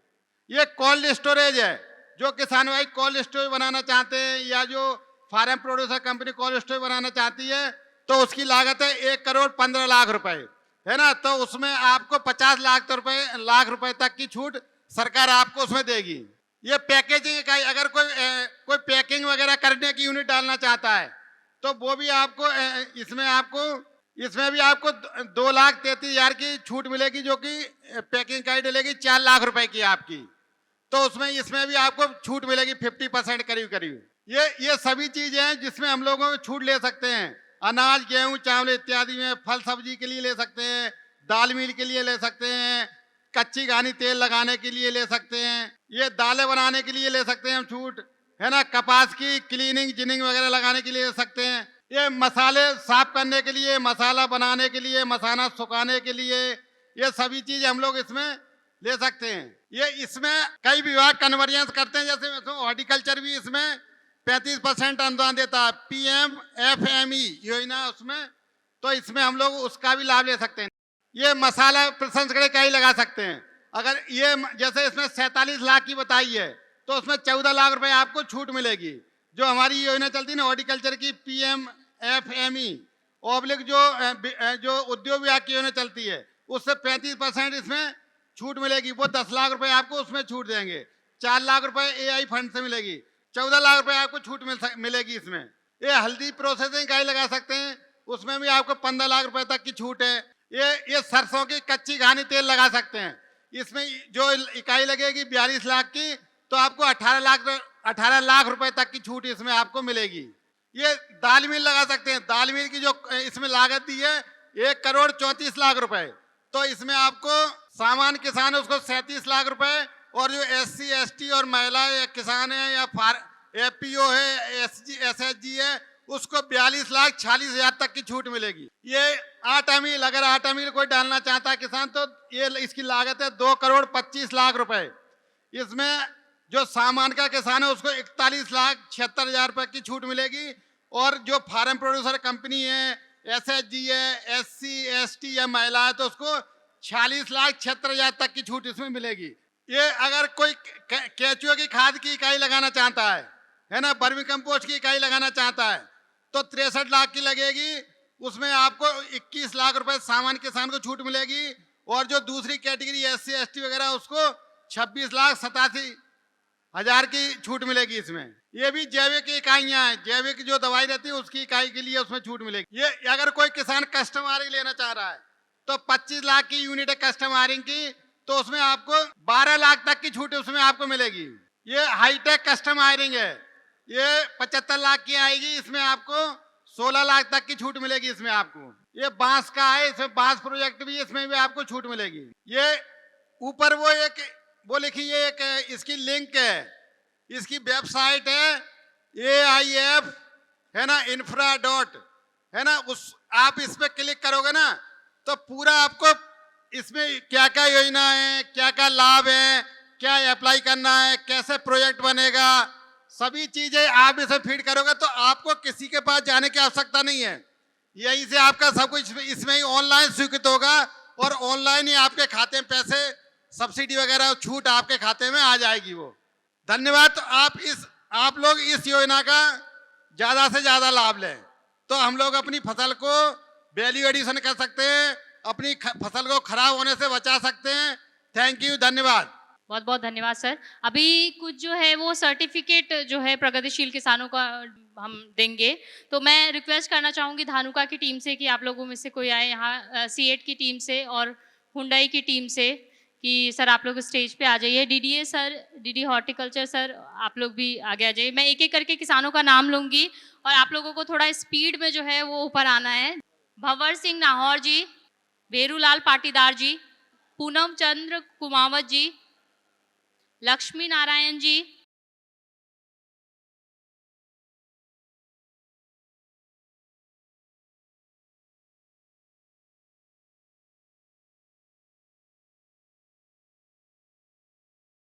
भेरूलाल पाटीदार जी,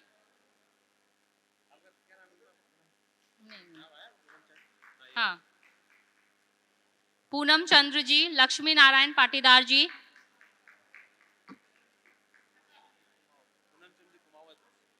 जी वो गया। आप एक एक करके सर्टिफिकेट लेके जो है वो आप इधर आ सकते हैं, बाद में हम ग्रुप फोटोग्राफ लेंगे। आप लोग पीछे आ जाइए जिनका सर्टिफिकेट जिनको मिल गया है।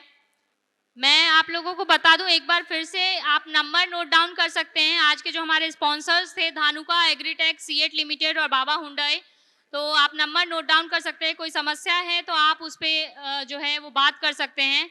धानुका एग्रीटेक का टोल फ्री नंबर है 1800-102-1022। सीएट लिमिटेड का टोल फ्री नंबर है 1800-102-1022। बाबा हुंडई का नंबर है 99931393532। मध्य प्रदेश शासन की तरफ से, हॉर्टिकल्चर डिवीजन की तरफ से ये प्रमाण पत्र दिया जा रहा है आपको। इससे पहले ग्रीन टीवी किसान चौपाल की तरफ से जो है वो आप लोगों को प्रमाण पत्र दिया गया था। एक बार जो है आप लोगों को जिन जिनको सर्टिफिकेट मिला है आप लोग प्लीज आगे आ जाइएगा। ये इसके बाद एक ग्रुप फोटो जो है वो आप लोगों को बताना चाहूंगी। पीछे स्टॉल लगा हुआ है, वहाँ स्टॉल पे आप जो है वो जानकारी ले सकते हैं। धानुका का स्टॉल है, सीएट का है स्टॉल और हुंडई का है। आप लोगों की कोई समस्या आज जो एक्सपर्ट ने बताया उससे रिलेटेड अगर कोई समस्या है तो आप जाके पूछ सकते हैं। समय कम होने की वजह से हमने सवाल जवाब का यहाँ पे सिलसिला नहीं रखा, तो आप लोग जो है वो स्टॉल पे जाके आप इनके अधिकारियों से मिल के बात करके आप ज़्यादा जानकारी ले सकते हैं। तो इसी के साथ मैं धन्यवाद करना चाहूंगी मध्य प्रदेश कृषि विभाग का, उद्यान विभाग का, धानुका एग्रीटेक का, सीएट लिमिटेड का और हुंडई मोटर्स इंडिया लिमिटेड का। आप लोगों के सहयोग के बगैर ये कार्यक्रम संभव नहीं था। और सबसे ज़्यादा मैं धन्यवाद करना चाहूँगी यहाँ पे मौजूद जितने भी हमारे किसान भाई बहन हैं, मैं आप सभी का बहुत बहुत धन्यवाद करना चाहूँगी कि आप लोग बहुत दूर दूर से आए और बहुत घंटों आपने जो है वो बहुत समय अपना दिया। उम्मीद है कि कुछ ना कुछ आप जानकारी यहाँ से ले जा रहे होंगे। आप लोगों की कोई समस्या है तो आप ग्रीन टीवी के व्हाट्सएप नंबर पर अपना सवाल हमें भेज सकते हैं। हमारा व्हाट्सएप नंबर है 9953218363। और अगर आपने अभी तक ग्रीन टीवी का यूट्यूब चैनल सब्सक्राइब नहीं किया है तो तुरंत सब्सक्राइब कर ले, बेल आइकन भी प्रेस कर ले। साथ ही में ग्रीन टीवी के फेसबुक पेज को लाइक व फॉलो करके इंस्टाग्राम और ट्विटर पर भी फॉलो कर सकते हैं। तो फिलहाल के आज के इस चौपाल में बस इतना ही। मुझे दीजिए इजाजत। आप बने रहिए हमारे साथ और देखते रहिए ग्रीन टीवी। नमस्ते।